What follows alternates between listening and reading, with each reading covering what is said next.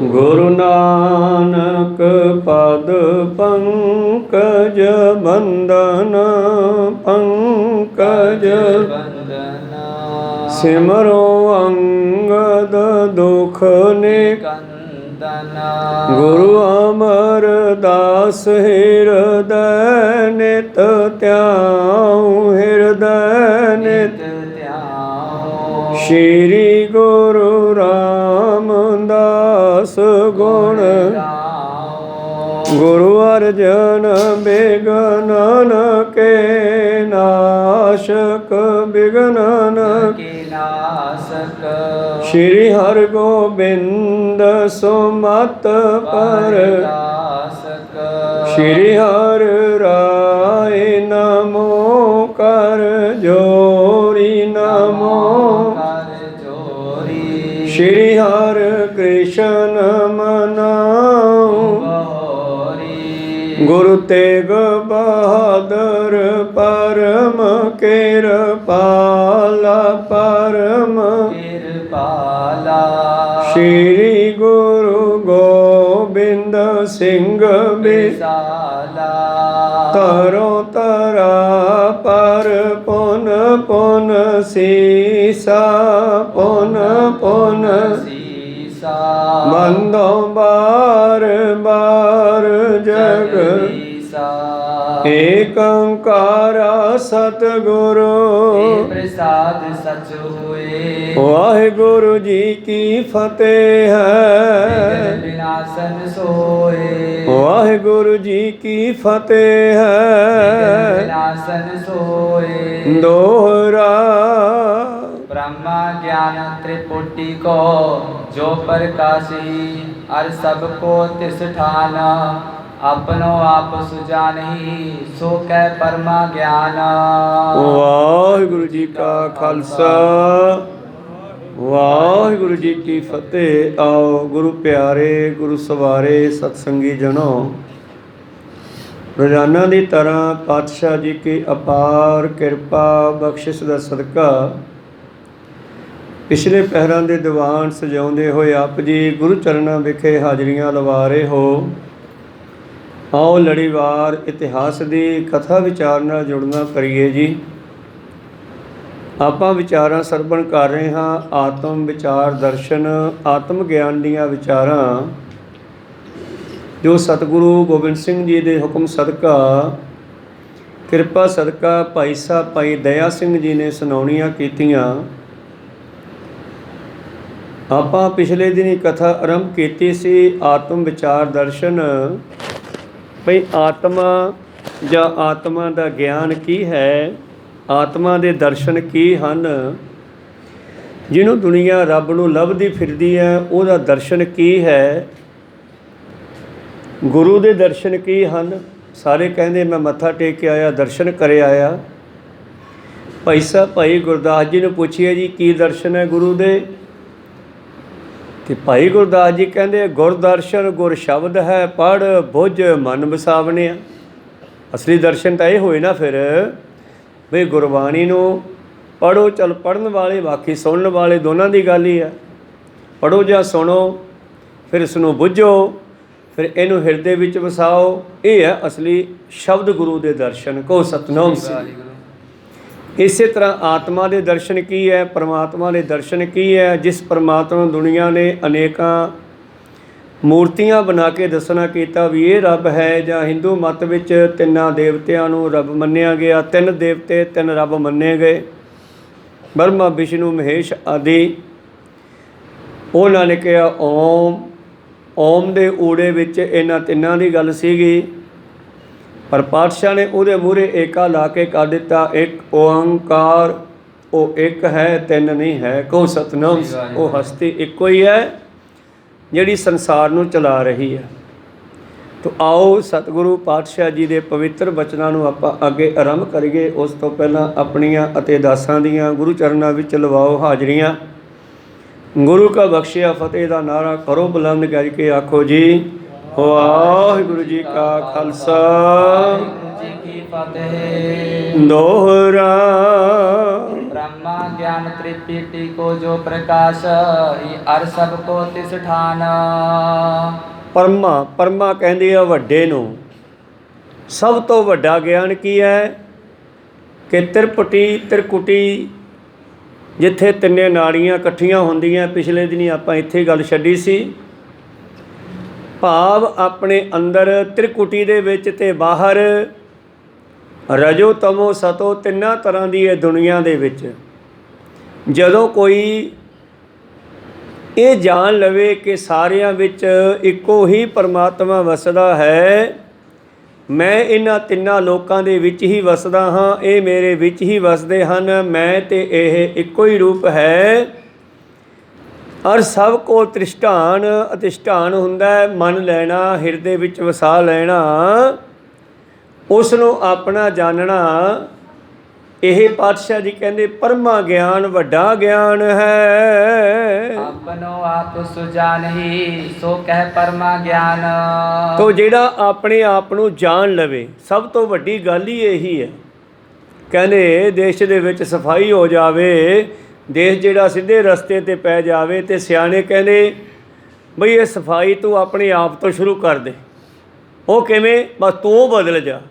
ਸਾਰੇ ਆਪਣੇ ਆਪ ਨੂੰ ਬਦਲਣਾ ਸ਼ੁਰੂ ਕਰ ਦਿਓ ਤਾਂ ਪਹਿਲਾਂ ਮਨੁੱਖ, ਫਿਰ ਘਰ, ਫਿਰ ਪਿੰਡ, ਫਿਰ ਗੁਰੂ ਪਿਆਰਿਓ ਜ਼ਿਲ੍ਹਾ, ਅਤੇ ਫਿਰ ਸੂਬਾ, ਅਤੇ ਫਿਰ ਇਸੇ ਤਰ੍ਹਾਂ ਹੀ ਸਾਰਾ ਦੇਸ਼ ਹੀ ਸ਼ੁੱਧ ਹੋ ਸਕਦਾ ਹੈ। ਬੰਦਾ ਖੁਦ ਤੋਂ ਸ਼ੁਰੂ ਕਰੇ ਬਦਲਣਾ। ਜਿਹਨੇ ਆਪਣੇ ਆਪ ਨੂੰ ਬਦਲਣਾ ਸ਼ੁਰੂ ਕਰ ਲਿਆ ਉਹ ਸ੍ਰਿਸ਼ਟੀ ਨੂੰ ਬਦਲ ਸਕਦਾ ਹੈ। ਤਾਂ ਇਸ ਕਰਕੇ ਆਪਣੋ ਆਪ ਸੁਜਾਨ ਹੀ ਜਿਹੜਾ ਆਪਣੇ ਸਵੈ ਨੂੰ ਜਾਣਨਾ ਕਰੇ, ਆਪਣਾ ਆਪ ਸੁਜਾਨ ਹੀ ਸੋ ਕਹੇ ਪਰਮਾ ਗਿਆਨ। ਇਹੋ ਹੀ ਪਰਮਾਤਮਾ ਦਾ ਗਿਆਨ ਹੈ, ਖੁਦ ਨੂੰ ਜਾਣਨਾ। ਬੰਦੇ ਖੋਜ ਦਿਲ ਹਰ ਰੋਜ਼ ਨਾ ਫਿਰ ਪਰੇਸ਼ਾਨੀ ਮਾਹੀ। ਇਸੇ ਗੱਲ ਨੂੰ ਬਾਬਾ ਨਾਨਕ ਜੀ ਕਹਿੰਦੇ ਆਪੇ ਕੰਡਾ ਤੋਲ ਤਰਾਜੀ, ਆਪੇ ਤੋਲਨਹਾਰਾ, ਆਪੇ ਦੇਖੈ ਆਪੇ ਬੂਝੈ, ਆਪੇ ਹੈ ਬਣਜਾਰਾ। ਅੰਧਲਾ ਨੀਚ ਜਾਤ ਪਰਦੇਸੀ, ਇਹਨੂੰ ਛੱਡ ਕੇ ਬਾਹਰੋਂ ਲੱਭਦਾ ਮੂਰਖ, ਨੀਚ, ਅੰਨਾ। ਖਿਨੇ ਆਵੇ ਤਿਲ ਜਾਵੇ, ਇੱਕ ਮਿੰਟ ਵੀ ਖੜ ਕੇ ਨਹੀਂ ਵੇਖਦਾ ਗਾ ਆਪਣੇ ਆਪ ਨੂੰ। ਨਾਨਕ ਤਾਂ ਕਿ ਸੰਗਤ ਨਾਨਕ ਰਹਿੰਦਾ ਕਿਉਂ ਕਰ ਮੂੜਾ ਪਾਵੇ। ਨਾਨਕ ਇੱਥੇ ਪਰਮੇਸ਼ਰ ਤੋਂ ਵੀ ਉਹ ਪਰਮੇਸ਼ਰ ਇਹਦੇ ਨਾਲ ਰਹਿੰਦਾ ਹੈ। ਇਹ ਲੱਭੇ ਕਿੱਥੋਂ? ਜਦੋਂ ਕੋਈ ਜਿੱਥੋਂ ਲੱਭਣਾ ਹੈ ਉੱਥੇ ਲੱਭਦਾ ਨਹੀਂ, ਬਾਹਰ ਜਾ ਕੇ ਲੱਭਦਾ ਫਿਰਦਾ। ਉਹ ਜਿਵੇਂ ਛੋਟੇ ਬੱਚਿਆਂ ਦੀ ਕਹਾਣੀ ਹੈ। ਇੱਕ ਬੁੱਢੀ ਮਾਈ ਆਈ ਅਤੇ ਖੰਭੇ 'ਤੇ ਲਾਈਟ ਲੱਗੀ ਸੀ, ਉਹਦੇ ਥੱਲੇ ਕੁਝ ਲੱਭਣ ਲੱਗੀ। ਕਿਹਨੇ ਪੁੱਛਿਆ ਬੇਬੇ ਕੀ ਗਵਾਚ ਗਿਆ? ਲੈ ਮੈਂ ਲੱਭ ਦਿਆਂ। ਪੁੱਤ ਸੂਈ ਗਵਾਚ ਗਈ। ਉਹ ਮੁੰਡਾ ਦੇਖਣ ਲੱਗਿਆ, ਨਾ ਲੱਭੀ। ਬੇਬੇ ਕਿੱਥੇ ਜੇ ਡਿੱਗੀ ਸੀ? ਪੁੱਤ ਡਿੱਗੀ ਤਾਂ ਘਰੇ ਸੀ। ਅਤੇ ਫਿਰ ਤੂੰ ਘਰੇ ਜਾ ਕੇ ਲੱਭ, ਇੱਥੇ ਕੋਈ ਲੱਭਦੀ ਹੈ? ਕਹਿੰਦੀ ਘਰੇ ਹਨੇਰਾ ਹੈਗਾ, ਘਰੇ ਦਿਸਦਾ ਹੀ ਨਹੀਂਗਾ, ਇੱਥੇ ਲਾਈਟ ਸੀ। ਮੈਂ ਕਿਹਾ ਚਲ ਇੱਥੋਂ ਲੱਭ ਜੂ। ਕੋ ਸਤਨਾਮ। ਤੂੰ ਅੰਦਰ ਹਨੇਰਾ, ਸਾਡੇ ਅੰਦਰ ਲੱਭਦੇ ਨਹੀਂ। ਅੰਦਰ ਅਗਿਆਨਤਾ ਦਾ ਹਨੇਰਾ ਹੈ, ਉਹ ਦੂਰ ਹੋਣਾ ਗੁਰੂ ਦੀ ਕਿਰਪਾ ਨਾਲ। ਅਤੇ ਅਸੀਂ ਬਾਹਰੋਂ ਲੱਭਦੇ ਹਾਂ, ਇਸ ਕਰਕੇ ਉਹ ਲੱਭਦਾ ਨਹੀਂ।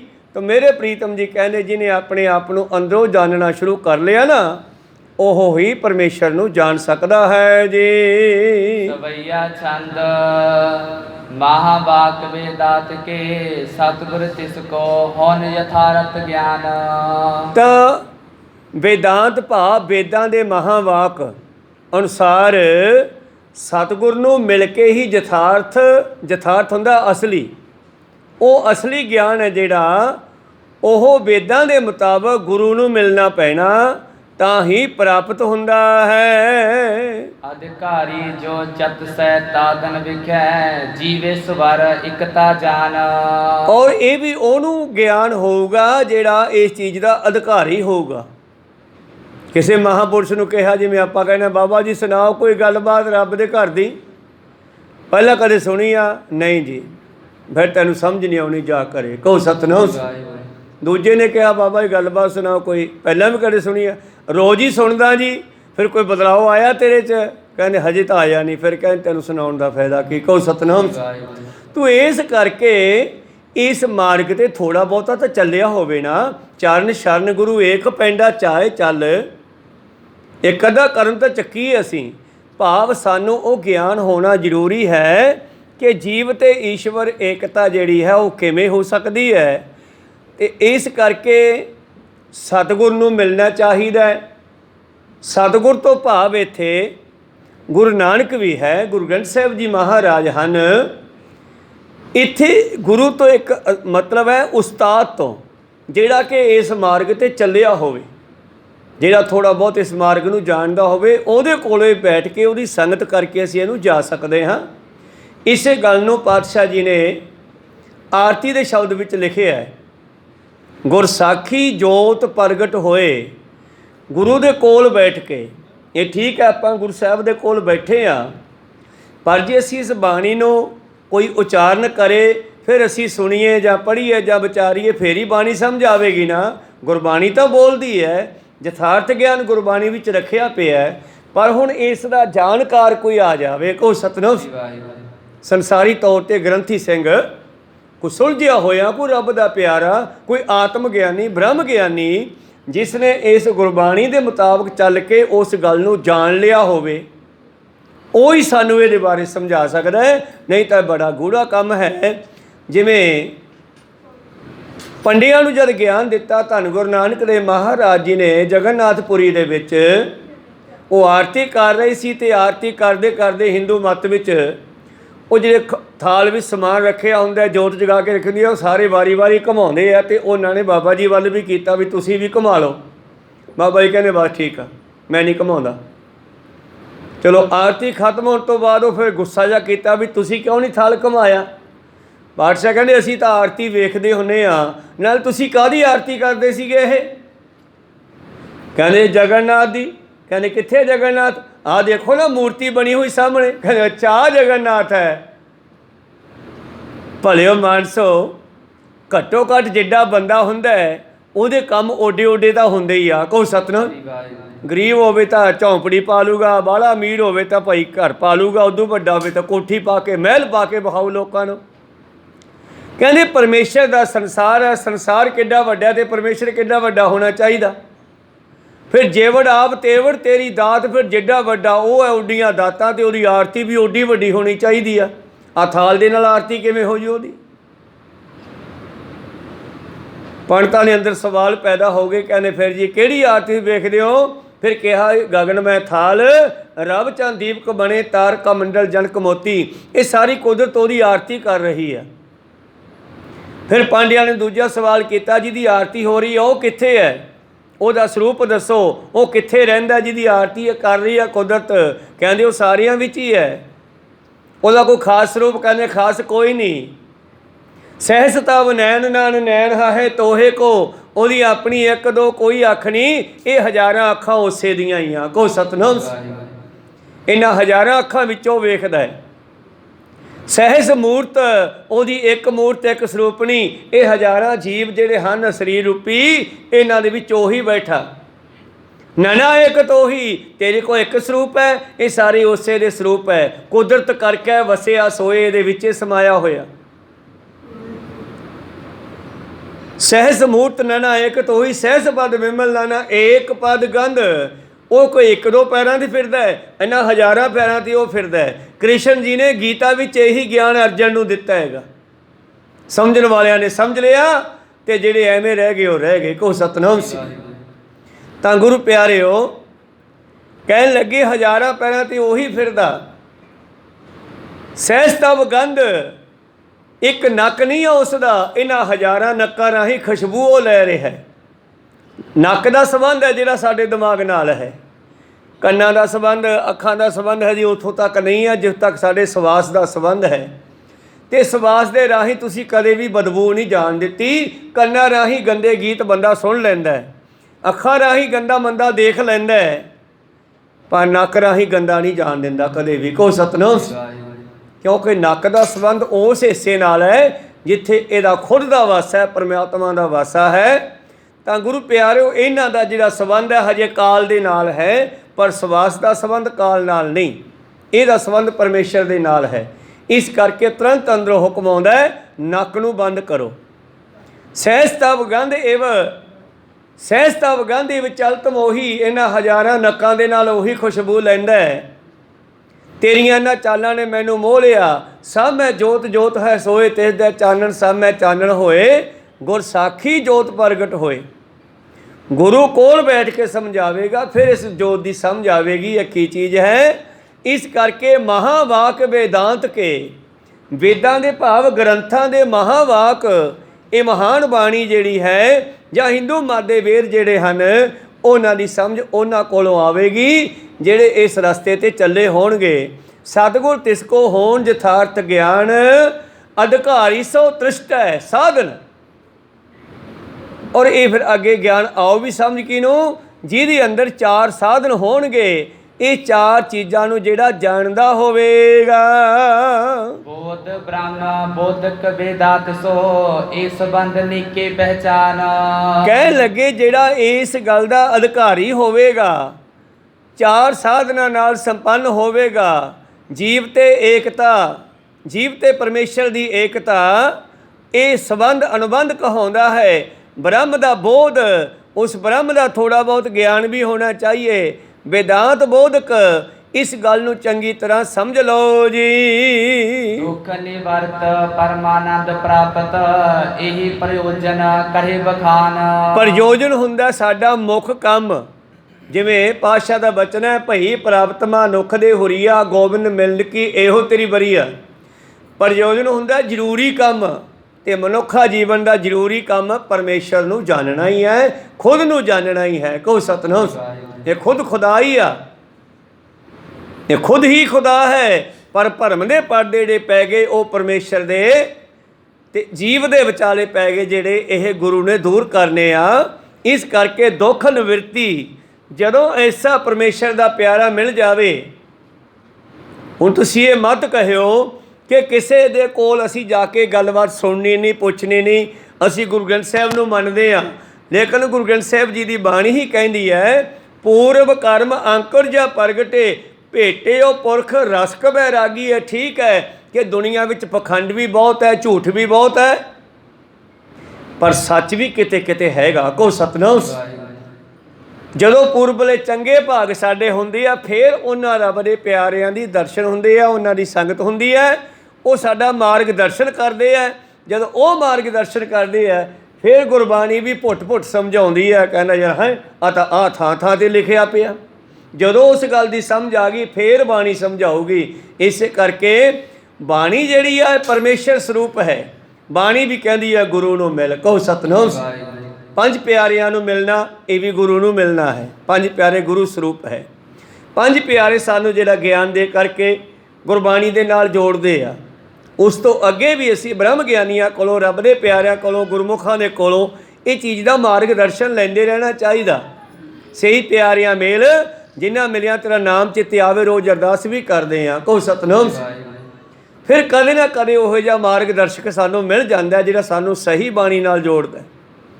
ਤਾਂ ਮੇਰੇ ਪ੍ਰੀਤਮ ਜੀ ਕਹਿੰਦੇ ਫਿਰ ਕੀ ਹੁੰਦਾ ਹੈ, ਇਹਨੂੰ ਪ੍ਰਯੋਜਨ ਕਹਿੰਦੇ ਹੈ। ਦੁੱਖਾਂ ਦੀ ਨਿਵਰਤੀ ਹੋ ਜਾਣੀ, परमानंद की प्राप्ति हो जानी जी दोहरा। ਇਹ ਚਾਰੋਂ ਅਨਬੰਧ ਕੋ ਗਿਆਨ ਰਿਤੇ ਜਬ ਹੋਏ। ਜਦੋਂ ਬੰਦੇ ਨੂੰ ਇਹਨਾਂ 4 ਚੀਜ਼ਾਂ ਦਾ ਗਿਆਨ ਹੋ ਗਿਆ, ਕਹੇ ਗਿਆਨ ਪਰ ਕਰਨ ਸੋ ਸੰਤਨ ਕੇ ਮਤ ਜੋਏ। ਤੋ ਸੰਤਾਂ ਦੇ ਮਤ ਵਿੱਚ ਇਸ ਨੂੰ ਗਿਆਨ ਪ੍ਰਕਰਨ ਕਹਿੰਦੇ ਹਨ। ਭਾਵ ਜਦੋਂ ਇਹ 4 ਚੀਜ਼ਾਂ ਦਾ ਬੰਦੇ ਨੂੰ ਥੋੜਾ ਥੋੜਾ ਪਤਾ ਹੋਵੇ, ਕੁਛ ਨਾ ਕੁਛ ਤਾਂ ਪਤਾ ਹੋਵੇ ਨਾ, ਮਾੜਾ ਮੋਟਾ ਇਸ ਮਾਰਗ ਚੱਲਿਆ ਹੋਵੇ, ਤਾਂ ਪਤਾ ਕਿਵੇਂ ਲੱਗੂਗਾ। ਸੰਗਤ ਵਿੱਚ ਬੈਠ ਕੇ ਰੋਜ਼ ਸੰਗਤ ਵਿੱਚ ਜਾਵਾਂਗੇ ਤੇ ਸੰਗਤ ਵਿੱਚੋਂ ਸੁਣ ਸੁਣ ਕੇ ਇਸ ਰਸਤੇ ਦਾ ਪਤਾ ਲੱਗੇਗਾ। ਤਾਂ ਮੇਰੇ ਪ੍ਰੀਤਮ ਜੀ ਕਹਿੰਦੇ ਰੰਗ ਲਾਗਤ ਲਾਗਤ ਲਾਗਤ ਹੈ, ਲਾਲ ਰੰਗ ਤਿਸ ਕੋ ਲੱਗਾ ਜਿਸ ਕੈ ਵਡਭਾਗਾ, ਮੈਲਾ ਕਦੇ ਨਾ ਹੋਵੀ ਨਾ ਲਾਗੇ ਦਾਗਾ। ਇਹ ਜਿਵੇਂ ਜਿਵੇਂ ਸੰਗਤ ਕਰਦੇ ਜਾਵਾਂਗੇ ਤਿਵੇਂ ਤਿਵੇਂ ਸਾਨੂੰ ਗਿਆਨ ਦਾ ਰੰਗ ਚੜ੍ਹਦਾ ਜਾਂਦਾ ਤੇ ਅਖੀਰ ਜਾ ਕੇ ਉਹਦੀ ਸਮਝ ਪਰਮੇਸ਼ਰ ਕਿਰਪਾ ਕਰਕੇ ਕੋਈ ਐਸਾ ਰੱਬ ਦਾ ਪਿਆਰਾ ਮਿਲਾਉਂਦਾ ਜਿਸ ਦੇ ਮਿਲਣ ਕਰਕੇ ਸਾਨੂੰ ਪੂਰਨ ਸੋਝੀ ਆਉਂਦੀ ਆ। ਫਿਰ ਗੁਰਬਾਣੀ ਵੀ ਸਾਨੂੰ ਉਸ ਦਾ ਮਾਰਗਦਰਸ਼ਨ ਕਰਦੀ ਹੈ, ਗੁਰਬਾਣੀ ਵੀ ਸਾਡੇ ਕਬਾੜ ਖੋਲ੍ਹਦੀ ਹੈ। ਫਿਰ ਜਿੱਥੋਂ ਬਾਣੀ ਦਾ ਅੰਗ ਚੱਕੋਗੇ ਤੁਸੀਂ, ਉੱਥੇ ਤੁਹਾਨੂੰ ਉਹੀ ਗੱਲ ਮਿਲੇਗੀ। ਬੋਲੇ ਸ਼ਾਹ ਫਕੀਰ ਪਹਿਲਾਂ ਕਿਸੇ ਫਕੀਰ ਨੂੰ ਨਹੀਂ ਮਿਲਿਆ। ਬਹੁਤ ਸਾਰੇ ਇਸ ਨੇ ਗੁਰੂ ਪਿਆਰਿਓ ਗਿਆਨ ਪ੍ਰਾਪਤ ਕੀਤੇ ਤੇ ਇੱਕ ਦਿਨ ਵੇਦਾਂ ਨੂੰ ਪੜ੍ਹਿਆ, ਗ੍ਰੰਥਾਂ ਨੂੰ ਪੜ੍ਹਿਆ, ਪਰ ਇਹਨੂੰ ਹਜੇ ਗੁਰੂ ਨਹੀਂ ਸੀ ਮਿਲਿਆ ਵਧੀਆ। ਤੇ ਚੱਲਦਾ ਚੱਲਦਾ ਇਹ ਦਿੱਲੀ ਦੇ ਇਲਾਕੇ ਵਿੱਚ ਇੱਕ ਇਹਨੂੰ ਮਹਾਂਪੁਰਸ਼ ਕੋਈ ਦੱਸ ਪਈ ਤੇ ਉਸ ਨੂੰ ਮਿਲਿਆ ਜਾ ਕੇ। ਰਿੱਧੀਆਂ ਸਿੱਧੀਆਂ ਭਾਵੇਂ ਇਹਦੇ ਕੋਲੇ ਆ ਗਈਆਂ, ਪਰ ਅਸਲੀ ਗਿਆਨ ਜਿਹੜਾ ਸੀ, ਯਥਾਰਥ ਗਿਆਨ, ਉਹ ਨਹੀਂ ਸੀ ਹੋਇਆ ਹਜੇ ਤੱਕ। ਔਰ ਇਸ ਨੇ ਜਾ ਕਰਕੇ ਉਸ ਗੁਰੂ ਨੂੰ ਮਿਲਣਾ ਕੀਤਾ, ਤੇ ਉਹ ਗੁਰੂ ਜਿਹੜਾ ਸੀ ਕਿਰਸਾਨ ਸੀ, ਖੇਤੀਬਾੜੀ ਕਰਨ ਵਾਲਾ ਸੀ, ਗਿਆਨ ਦਾ ਦਾਤਾ ਸੀ। ਕਹੋ ਸਤਿਨਾਮ। ਗਿਆਨ ਜਾਣਦਾ ਸੀ, ਪਰ ਆਪਦੀ ਦਸਾਂ ਨਹੁੰਆਂ ਦੀ ਕਿਰਤ ਕਰਦਾ ਸੀ। ਤੇ ਜਦ ਉੱਥੇ ਗਿਆ ਤੇ ਉਹ ਖੇਤਾਂ ਦੇ ਵਿੱਚ ਉਹ ਗੰਢਿਆਂ ਦੀ ਪਨੀਰੀ ਲਾ ਰਿਹਾ। ਇੱਕ ਪੌਦਾ ਲੱਗਿਆ ਅੰਬਾਂ ਦਾ, ਅੰਬ ਲੱਗੇ ਹੋਏ ਆ, ਤੇ ਇਸ ਦੇ ਗੁਰੂ ਨੇ ਜਿਹੜਾ ਇਹਦੇ ਵੱਲ ਕੋਈ ਬਹੁਤਾ ਧਿਆਨ ਨਾ ਦਿੱਤਾ। ਜਦ ਧਿਆਨ ਨਾ ਦਿੱਤਾ ਤੇ ਇਸ ਨੇ ਆਪਣੀ ਰਿੱਧੀ ਸਿੱਧੀ ਦੇ ਨਾਲ ਇੱਕ ਅੰਬ ਤੋੜ ਦਿੱਤਾ ਦਰਖਤ ਤੋਂ। ਜਦ ਅੰਬ ਥੱਲੇ ਡਿੱਗਿਆ ਤੇ ਉਹ ਝਾਕਿਆ ਦੇ ਵੱਲ, ਕਹਿੰਦਾ ਤੋੜਨੀ ਜਾਣਦਾ ਕਿ ਜੋੜਨੀ ਵੀ ਜਾਣਦਾ। ਕਹੋ ਸਤਿਨਾਮ। ਵੀ ਤੂੰ, ਮੈਨੂੰ ਪਤਾ ਵੀ ਆਪਦੀ ਰਿੱਧੀ ਸਿੱਧੀ ਦੀ ਤਾਕਤ ਨਾਲ ਇਹ ਫਲ ਤੋੜ ਦਿੱਤਾ, ਹੁਣ ਉੱਥੇ ਲਾ ਕੇ ਵਿਖਾ ਮੋੜ ਕੇ। ਕਹਿੰਦਾ ਜੀ ਲਾਉਣ ਤਾਂ ਨਹੀਂ ਜਾਣਦਾ ਮੈਂ। ਕਹੋ ਸਤਿਨਾਮ। ਤਾਂਹੀਆਂ ਤਾਂ ਤੁਹਾਡੇ ਕੋਲੇ ਆਇਆ, ਕੋਈ ਰੱਬ ਦੇ ਬਾਰੇ ਸਮਝਾਓ, ਕਿਵੇਂ ਜੁੜੀਏ। ਤੇ ਉਹ ਗੰਢਿਆਂ ਦੀ ਪਨੀਰੀ ਇੱਧਰੋਂ ਪੱਟ ਕੇ ਦੁਬਾਰਾ ਲਾ ਰਿਹਾ ਸੀਗਾ। ਕਹਿੰਦਾ ਬੋਲਿਆ ਰੱਬ ਦਾ ਕੀ ਪਾਉਣਾ, ਇੱਧਰੋਂ ਪੱਟਣਾ ਇੱਧਰ ਲਾਉਣਾ। ਕਹੋ ਸਤਿਨਾਮ। ਹੁਣ ਬਾਹਰੀ ਤੌਰ 'ਤੇ ਅੱਤ ਸਮਝੀਏ ਤਾਂ ਸ਼ਾਇਦ ਉਹਨੇ ਪਨੀਰੀ ਦੀ ਗੱਲ ਕਰਤੀ। ਪਹਿਲਾਂ ਗੰਢੇ ਬੀਜੇ ਜਾਂਦੇ ਆ, ਬੀਜ ਫਿਰ ਉੱਗਰਦੇ ਆ, ਫਿਰ ਪੱਟ ਕੇ ਦੁਬਾਰੇ ਬਿਰਲੇ ਕਰਕੇ ਲਾਏ ਜਾਂਦੇ ਆ। ਪਰ ਉਹਨੇ ਕਿਹਾ ਸੀਗਾ ਸੰਸਾਰ ਵੱਲੋਂ ਧਿਆਨ ਪੱਟ ਕੇ ਕਰਤਾਰ ਵੱਲ ਲਾਉਣ ਦੀ ਗੱਲ ਆ। ਕਹੋ ਸਤਿਨਾਮ। ਚਲੋ ਖੈਰ, ਬੁੱਲਾ ਉਹਦੀ ਸੇਵਾ 'ਚ ਰਹਿਣ ਲੱਗਿਆ ਤੇ ਉੱਥੋਂ ਨੂੰ ਗਿਆਨ ਪ੍ਰਾਪਤ ਹੋਇਆ। ਇੱਧਰੋਂ ਧਿਆਨ ਪੱਟ ਕੇ ਇੱਧਰ ਲਾਉਣਾ, ਇੱਧਰੋਂ ਪੱਟਣਾ ਇੱਧਰ ਲਾਉਣਾ ਹੈ, ਭਾਵ ਆਪਣੇ ਆਪੇ ਨਾਲ ਲਾਉਣਾ ਹੈ, ਸੰਸਾਰ ਵੱਲੋਂ ਤੋੜਨਾ ਹੈ। ਜਿਹੜਾ ਨੇਤਰ ਬੰਦ ਕਰਕੇ ਜਾਂ ਸਿਮਰਨ 'ਚ ਬੈਠਦੇ ਹਾਂ, ਇਹ ਆਪਣੇ ਅੰਦਰ ਜਾਣ ਦੀ ਕੋਸ਼ਿਸ਼ ਹੈ। ਕੋਸ਼ਿਸ਼ ਕਰਦੇ ਰਹਾਂਗੇ ਤੇ ਜ਼ਰੂਰ ਇੱਕ ਦਿਨ ਅੰਦਰਲਾ ਗੇਟ ਖੁੱਲ੍ਹ ਕੇ ਆਵਾਜ਼ ਮਾਰੂਗਾ ਵੀ ਆ ਜਾ। ਖੈਰ, ਮਨੋਬਿਰਤੀਆਂ ਉੱਥੇ ਰੱਖੀਏ। ਭਾਈ ਸਾਹਿਬ ਜੀ ਕਹਿੰਦੇ, ਕਹੇ ਗਿਆਨ ਪ੍ਰਕਰਨ ਸੋ ਸੰਤਨ ਕੇ ਮਤ ਜੋਏ। ਸੰਤਾਂ ਦੇ ਮਤ ਵਿੱਚ ਇਹਨੂੰ ਗਿਆਨ ਪ੍ਰਕਰਨ ਕਹਿੰਦੇ ਹਨ। ਬ੍ਰਹਮ ਅਖੰਡ ਚੇਤਨ ਕੋ ਗਿਆਨ ਜਥਾਰਥ ਜਾਨ। ਕਹਿਣ ਲੱਗੇ ਬ੍ਰਹਮ ਅਖੰਡ। ਪਹਿਲੀ ਗੱਲ ਤਾਂ ਇਹ ਪੱਕੀ ਗੱਲ, ਗਿਆਨ ਜਿਹੜਾ ਦਿਮਾਗ 'ਚ ਬਿਠਾ ਲਓ ਕਿ ਉਹ ਜਿਹੜੀ ਚੈਤਨ ਸ਼ਕਤੀ ਹੈ, ਆਤਮਾ ਜਿਹੜੀ ਹੈ, ਉਹ ਅਖੰਡ ਹੈ। ਉਹ ਟੋਟਿਆਂ ਵਿੱਚ ਨਹੀਂ, ਬਈ ਇਹਦੇ ਵਿੱਚ ਹੈ, ਮੇਰੇ ਵਿੱਚ ਹੈ, ਸੋਡੇ ਵਿੱਚ ਹੈ, ਪਰ ਆ ਖਾਲੀ ਥਾਂ 'ਚ ਹੈ ਨਹੀਂ। ਖਾਲੀ ਥਾਂ 'ਚ ਵੀ ਹੈ ਉਹ। ਕੋਈ ਸਤਿਨਾਮ। ਇਹ ਨਹੀਂ ਹੈ ਵੀ ਜੀਵਾਂ ਦੇ ਵਿੱਚ ਹੈ ਤੇ ਬਾਕੀ ਥਾਂ ਖਾਲੀ ਹੈ। ਉਹਦੇ ਬਿਨਾਂ ਕੋਈ ਵੀ ਥਾਂ ਖਾਲੀ ਨਹੀਂ ਹੈਗਾ। 10ਵੇਂ ਪ੍ਰੀਤਮ ਲਿਖਦੇ ਨੇ, ਜਿਵੇਂ ਅਸਮਾਨ ਕੇ ਸਮਸਤ ਬੀਤ ਇੱਕ ਜੋਤ ਹੈ, ਨਾ ਬਾਦ ਹੈ ਨਾ ਘਾਟ ਹੈ, ਨਾ ਘਾਟ ਬਾਦ ਹੋਤ ਹੈ। ਜ਼ਮੀਨ ਤੋਂ ਲੈ ਕੇ ਅਸਮਾਨ ਤੱਕ ਇਹ ਖਾਲੀ ਥਾਂ ਦੇ ਵਿੱਚ ਵੀ ਉਹ ਕੰਮ ਕਰ ਰਹੀ ਹੈ ਤੇ ਜੀਵਾਂ ਦੇ ਵਿੱਚ ਵੀ ਕੰਮ ਕਰ ਰਹੀ ਹੈ। ਔਰ ਕਿਤੇ ਵੀ ਘੱਟ ਵੱਧ ਨਹੀਂ। ਕੀੜੀ 'ਚ ਵੀ ਓਨੀ ਪਾਵਰ ਰੱਖਦੀ ਹੈ, ਹਾਥੀ 'ਚ ਵੀ ਓਨੀ ਪਾਵਰ ਰੱਖਦੀ ਆ। ਕਹੋ ਸਤਿਨਾਮ। ਤਾਂ ਇਸ ਕਰਕੇ ਇਹ ਯਥਾਰਥ ਗੱਲ ਸਮਝ ਲਓ, ਦਿਮਾਗ 'ਚ ਬਿਠਾ ਲਓ। ਪਹਿਲੀ ਗੱਲ ਤਾਂ ਕਿ ਉਹ ਜਿਹੜਾ ਬ੍ਰਹਮ ਹੈ ਉਹ ਅਖੰਡ ਹੈ, ਉਹ ਟੋਟੇ ਨਹੀਂ ਹੁੰਦਾ। ਤੁਸੀਂ ਪਾਰਾ ਵੇਖਿਆ ਹੋਣਾ। ਪਾਰਾ ਇੱਕ ਧਾਤ ਵੀ ਹੈ ਤੇ ਪਾਰਾ ਤਰਲ ਵੀ ਹੈ। ਤੇ ਜਦੋਂ ਪਾਰੇ ਨੂੰ ਅਸੀਂ ਧਰਤੀ 'ਤੇ ਐਂ ਸਿੱਟ ਦਈਏ ਤੇ ਉਹ ਟੋਟਿਆਂ 'ਚ ਖਿੰਡ ਜਾਂਦਾ। ਜੇ ਉਹ ਟੋਟੇ ਤੁਸੀਂ ਐਂ ਇਕੱਠੇ ਕਰਦੇ ਹੋ, ਉਹ ਫਿਰ ਇੱਕ ਹੋ ਜਾਂਦਾ। ਕੋਈ ਸਤਿਨਾਮ। ਇਸੇ ਤਰ੍ਹਾਂ ਹੀ ਪਰਮੇਸ਼ਰ ਸਾਰੇ ਜੀਵਾਂ ਵਿੱਚ ਵੀ ਵਸਿਆ ਹੋਇਆ ਹੈ, ਔਰ ਉਹ ਅਲੱਗ-ਅਲੱਗ ਵੀ ਹੈ, ਏਕ ਵੀ ਹੈ ਤੇ ਅਨੇਕ ਵੀ ਹੈ। ਜਦੋਂ ਇਹਨਾਂ ਵਿੱਚੋਂ ਨਿਕਲਦਾ ਫਿਰ ਇੱਕ ਹੋ ਜਾਂਦਾ ਹੈ। ਸਾਰਿਆਂ ਵਿੱਚੋਂ ਅਨੇਕਾਂ ਤਰ੍ਹਾਂ ਦੇ ਕੌਤਕ ਵੀ ਕਰ ਰਿਹਾ ਹੈ। ਇਸ ਕਰਕੇ ਪਹਿਲੀ ਗੱਲ ਤਾਂ ਸਿੱਖੋ, ਇਹ ਗੱਲ ਯਾਦ ਰੱਖੋ ਕਿ ਉਹ ਚੇਤਨ ਪਰਮੇਸ਼ਰ ਜੋ ਸਾਡੇ ਅੰਦਰ ਹੈ, ਚਿਦਾਨੰਦ ਸਤ ਚੇਤਨ ਜਿਹੜਾ ਹੈ, ਆਨੰਦ ਪਰਮੇਸ਼ਰ ਸਰੂਪ, ਉਹ ਅਖੰਡ ਹੈ, ਖਤਮ ਹੋਣ ਵਾਲਾ ਨਹੀਂ, ਸਦਾ ਰਹਿਣ ਵਾਲਾ ਹੈ। ਇੱਕ ਤਾਂ ਇਹ ਗੱਲ ਮਨੁੱਖ ਦੇ ਦਿਮਾਗ 'ਚ ਪੱਕੀ ਬੈਠੀ ਹੋਵੇ ਕਿ ਪਰਮਾਤਮਾ ਹਮੇਸ਼ਾ ਹੈ। ਜਿਸੇ ਵਾਕੇ ਤੇ ਹੋਤ ਹੈ ਮਹਾਵਾਕ ਸੋ ਮਾਨ। ਜਿਸ ਦੇ ਇੱਕ ਬਚਨ ਦੇ ਨਾਲ, ਜਿਸ ਦੇ ਇੱਕ ਫੌਰਨੇ ਦੇ ਨਾਲ ਹੀ ਦੁੱਖਾਂ ਦੀ ਨਿਵਰਤੀ ਤੇ ਪਰਮ ਆਨੰਦ ਦੀ ਪ੍ਰਾਪਤੀ ਹੋ ਸਕਦੀ ਹੈ। ਇਸ ਗੱਲ ਨੂੰ ਦਿਮਾਗ ਦੇ ਵਿੱਚ ਬਿਠਾ ਲਓ। ਇਹ ਜਿਹੜਾ ਹੈ ਪ੍ਰਯੋਜਨ ਕਹਿੰਦੇ ਹਨ ਇਸ ਨੂੰ, ਇਹ ਤੁਹਾਡਾ ਜ਼ਰੂਰੀ ਕੰਮ ਹੈ। ਚੌਪਈ ਪ੍ਰਭ ਮੰਦ ਬ੍ਰਹਮੇ ਮਹਾਵਾਕਿਆ ਰਿਗ ਵੇਦ ਵਿਖੇ ਕਹਿ। ਤਾਂ ਹੁਣ ਚਾਰਾਂ ਵੇਦਾਂ ਦੇ ਵਿੱਚੋਂ ਵੀ ਭਾਈ ਸਾਹਿਬ ਜੀ ਇੱਕ ਇਸ਼ਾਰਾ ਕਰਦੇ ਹੈ ਕਿ ਆਹ ਦੇਖੋ ਚਾਰਾਂ ਵੇਦਾਂ 'ਚ ਕੀ ਲਿਖਿਆ ਹੋਇਆ ਹੈ। ਰਿਗਵੇਦ ਵਿੱਚ ਲਿਖਿਆ ਹੈ ਇਹ ਜੀਵ ਆਨੰਦ ਸਰੂਪ ਬ੍ਰਹਮ ਹੈ। ਵੇਦਾਂ ਦੇ ਵਿੱਚ ਵੀ ਇਹ ਲਿਖਿਆ ਹੈ ਕਿ ਜਿਹੜਾ ਜੀਵ ਹੈ ਇਹ ਆਨੰਦ ਸਰੂਪ ਹੈ, ਬ੍ਰਹਮ ਦਾ ਹੀ ਰੂਪ ਹੈ। ਇਹ ਰਿਗਵੇਦ ਵਿੱਚ ਕਿਹਾ ਜਾਂਦਾ ਹੈ। ਅੰਗ ਬ੍ਰਹਮਾ ਸਮ ਜੁਜਰ ਬਖਾਨੇ ਸ਼ਾਮ ਵੇਦ ਤੰਤਰ ਮਸਮਾਨੇ। ਜੁਜਰ ਵੇਦ ਵਿੱਚ ਇਹ ਲਿਖ ਦਿੱਤਾ ਅਹੰ ਬ੍ਰਹਮ ਅਸਮੀ, ਮੈਂ ਹੀ ਰੱਬ ਹਾਂ। ਇੱਥੇ ਭੁਲੇਖਾ ਪੈ ਗਿਆ ਸੰਸਾਰ ਨੂੰ। ਉਹ ਮੈਂ ਕਰਕੇ ਬੰਦਿਆਂ ਵਿੱਚ ਹੰਕਾਰ ਆਉਣਾ ਸ਼ੁਰੂ ਹੋ ਗਿਆ। ਗੱਲ ਤਾਂ ਠੀਕ ਸੀ ਪਰ ਇਹ ਗੱਲ ਕਹਿਣ ਵਾਲੀ ਨਹੀਂ। ਇੱਕ ਵਾਰੀ ਸਾਰੇ ਮੁਸਲਮਾਨ ਬੈਠੇ ਨੇ, ਗੱਲਾਂ ਬਾਤਾਂ ਕਰ ਰਹੇ ਨੇ, ਇਸੇ ਵਿਸ਼ੇ 'ਤੇ ਹੀ ਗੱਲਾਂ ਚੱਲੀਆਂ। ਬਈ ਸਾਰੇ ਖੁਦਾ ਹੈ, ਸਾਰੇ ਖੁਦਾ ਹੈ, ਸਾਰੇ ਕਹਿੰਦੇ ਖੁਦਾ ਠੀਕ ਹੈ ਠੀਕ ਹੈ। ਵਿੱਚੋਂ ਇੱਕ ਬੈਠਾ ਸੀਗਾ, ਉਹ ਕਹਿਣ ਲੱਗਾ ਫਿਰ ਖੁਦਾ ਦੀ ਉਂਗਲ 'ਚ ਪਾਓ ਛਾਪ। ਉਹ ਕਹਿੰਦੇ ਤੂੰ ਥੋੜ੍ਹਾ ਹੀ ਖੁਦਾ ਹੈ, ਕਹਿੰਦੇ ਫਿਰ ਮੇਰੇ 'ਚੋਂ ਅੱਡ ਹੋ ਗਿਆ। ਇਹ ਉਂਗਲ ਵੀ ਤਾਂ ਉਸੇ ਦੀ ਹੋਈ ਨਾ, ਕੋਈ ਸਤਨਾਮ। ਪਰ ਇਹ ਗੱਲ ਮੈਂ ਖੁਦਾ ਹਾਂ ਇਹ ਨਹੀਂ ਕਹਿਣਾ। ਸਾਰਿਆਂ ਦੇ ਵਿੱਚ ਪਰਮੇਸ਼ਰ ਨੂੰ ਜਾਣਨਾ ਹੈ ਪਰ ਮੈਂ ਨਹੀਂ ਕਹਿਣਾ। ਤੋ ਜਿਹੜਾ ਜੁਜਰ ਵੇਦ ਹੈ ਉਹਦੇ ਵਿੱਚ ਲਿਖਿਆ ਅਹੰ ਬ੍ਰਹਮ ਅੰਸਮੀ, ਮੈਂ ਹੀ ਬ੍ਰਹਮ ਹਾਂ। ਬਸ ਇਹੀ ਹੰਕਾਰ ਬ੍ਰਹਮਾ ਨੂੰ ਹੋਇਆ ਸੀ ਕਿ ਮੈਂ ਹੀ ਮੈਂ ਹਾਂ। ਬਹੁਤ ਸਾਰਾ ਪਾਣੀ ਦਾ ਸਾਗਰ ਹੈ ਜਿਹਦੇ ਵਿੱਚ ਇਹ ਬ੍ਰਹਮਾ ਬੈਠਾ। ਕਹਿੰਦੇ ਚਾਰ ਛਪੇਰੇ ਨਿਗਾਹ ਮਾਰੀ, ਦੂਰ ਤੱਕ ਕੁਝ ਨਾ ਦਿਸਿਆ। ਆ ਜੁਜਰ ਵੇਦ ਵਾਲੀ ਗੱਲ ਉਹਨੇ ਕਹਿਤੀ ਅਹੰ ਬ੍ਰਹਮ ਅੰਸਮੀ, ਮੈਂ ਹੀ ਰੱਬ ਹਾਂ, ਮੈਂ ਹੀ ਰੱਬ ਹਾਂ। ਆਵਾਜ਼ ਆਈ ਬਈ ਤੂੰ ਰੱਬ ਨਹੀਂ ਹੈ, ਕਿਉਂਕਿ ਬ੍ਰਹਮਾ ਆਪਣੇ ਸਰੀਰ ਨੂੰ ਰੱਬ ਕਹਿ ਰਿਹਾ, ਸਰੀਰ ਰੱਬ ਨਹੀਂ ਹੈ।